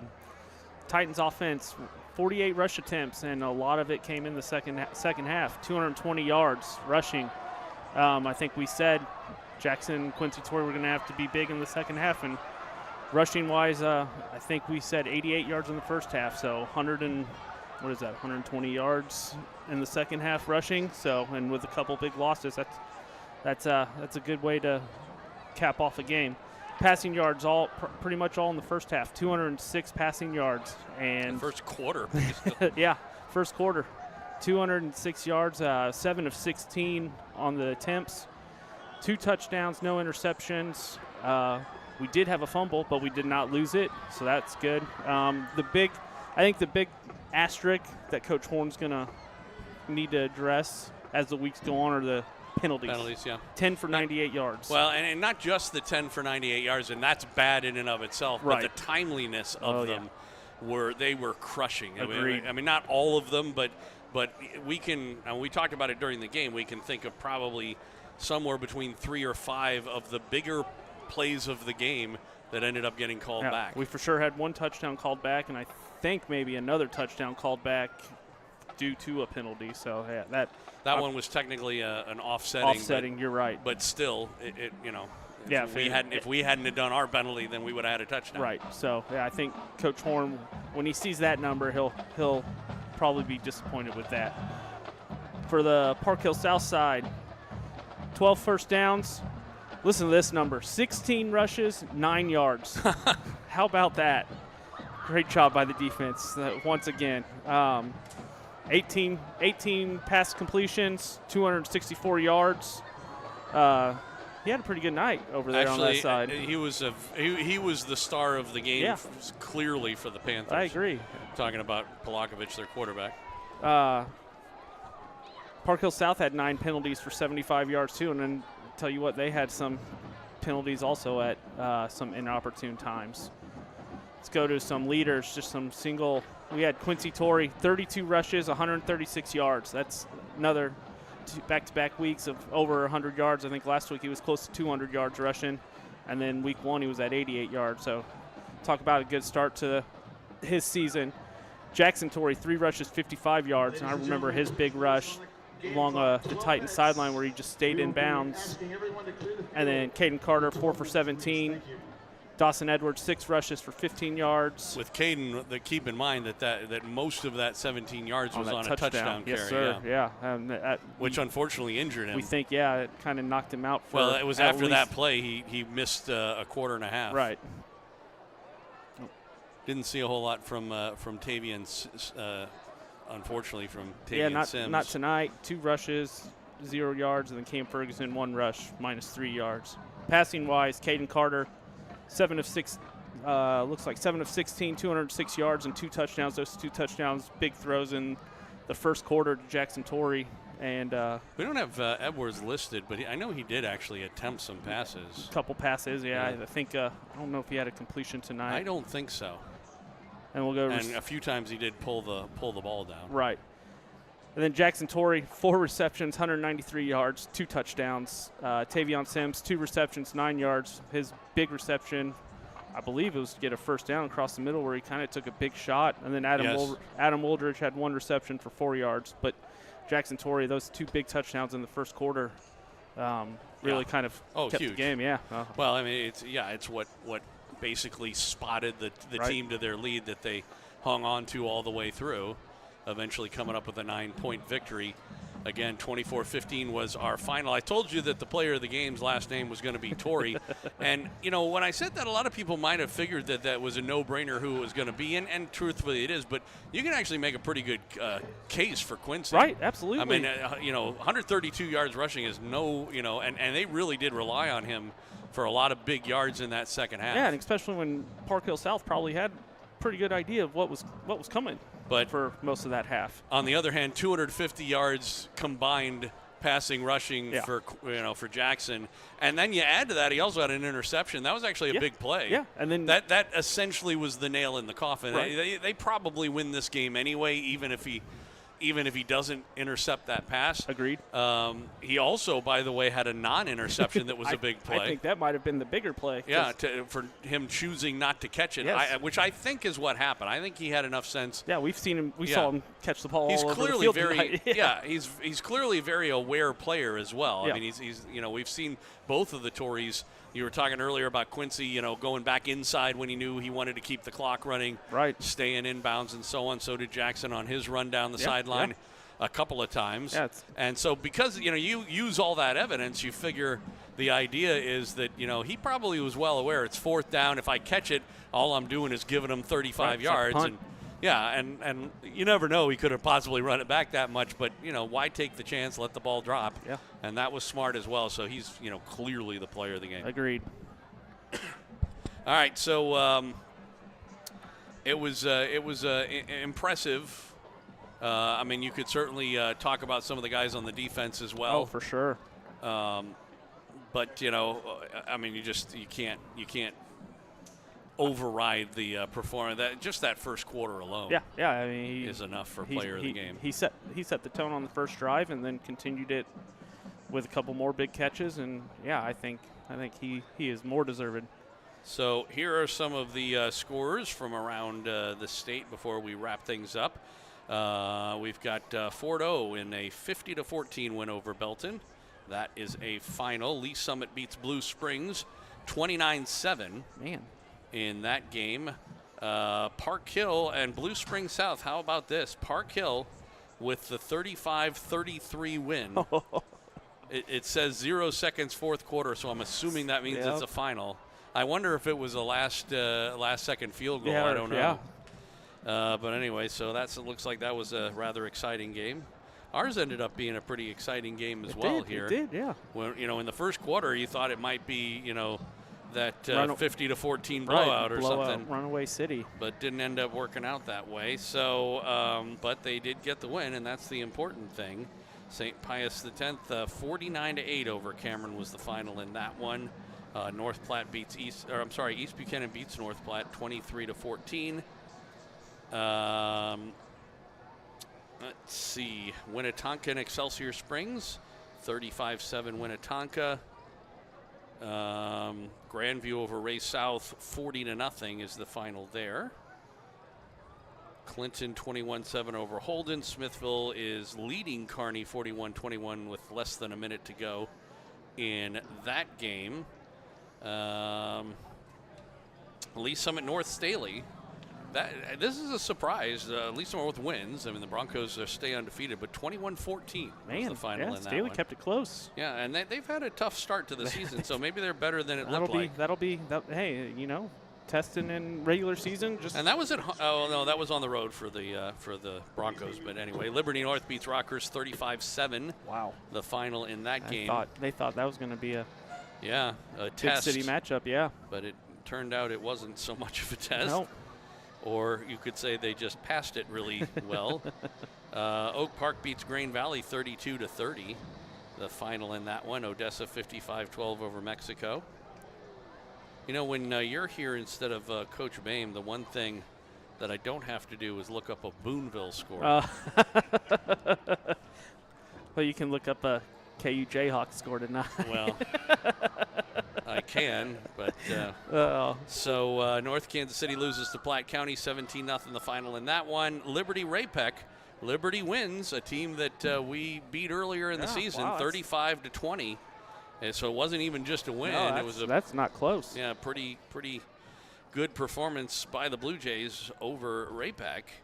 Marshall and Richmond. It's Richmond 18-14, the final in that one out in Ray County, Missouri. Ruskin, let's see, that's a Kansas score. St. Joe Central and Raytown. It was St. Joe Central 36-32 over Raytown. Do you ever, when you're listening to the scores, just think of the teams that you had the rivalries with, like Ray South or whatever? And just Ray South for 2 years, Raytown for 2 years. I wish we could have played Ray-Pec all 4 years. We only played them the first 2 years. Kearney, I never liked Kearney. But yeah, that's Van Horn destroys William Chrisman 49-6 in that one. Warrensburg 47-22 over Sedalia Smith Cotton. Those were two district schools that we had. Yeah, I remember way back when. Smith Cotton. Yeah, I remember going to Sedalia for districts way back when. That field was dark. You couldn't. The lights were real bad. But the Missouri State Fair was right there. It was. Good thing we were there in the end of October. So the final score here, 24-15. Titans go to 3-0 on the year. Again, they stay at home, so it's after opening the season on the road, the Titans get one more game in this homestand as they take on Staley 4 minutes. 4 minutes. next week. Let's roll. Before heading out to Lee Summit. So Staley, as we said, gave North. What is this deal? We seem to be playing everybody right after they play the Broncos. Right. Is that they set that up on purpose? Is that? I don't know. It's nice though. We get to find out from the Broncos how to beat them, and then just go in and do it. Worked out this time. Yeah. It's always fun Lee Summit West Staley matchups. There's been some fun games. So there you go. It'll be Staley coming to town for a change. Of course, everybody remembers the marathon. Yes, yeah. I listening to you guys. I was down in college listening to the game. I couldn't believe it. 76-70 in quadruple overtime. Was that the same game as the Staley timekeeper? Yes. Yeah. That when we got to get to the overtime, right, we needed to run 2 plays in less than 4 seconds. And we did. And we did. including an incomplete pass. Right. Yeah. Which, again, the clock doesn't stop until that pass actually hits the ground. Right, So, and you're on the road, and yeah, normally they can manage to milk Right, 3.9 yeah, seconds it off also- on a play, but not this time. it also blows my mind that high school still has just the decimals too. Like Yeah. you don't see it in college or the pros, but I love it. Same. So how about that? All Right. right, final score here tonight, 24-15. The Titans over the Panthers, thanks to our producer Mark Files and Jake Johnson for filling in once again. Oh, yeah.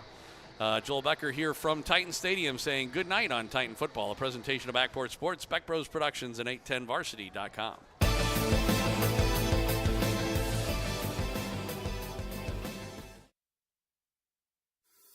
At Price Chopper, we're all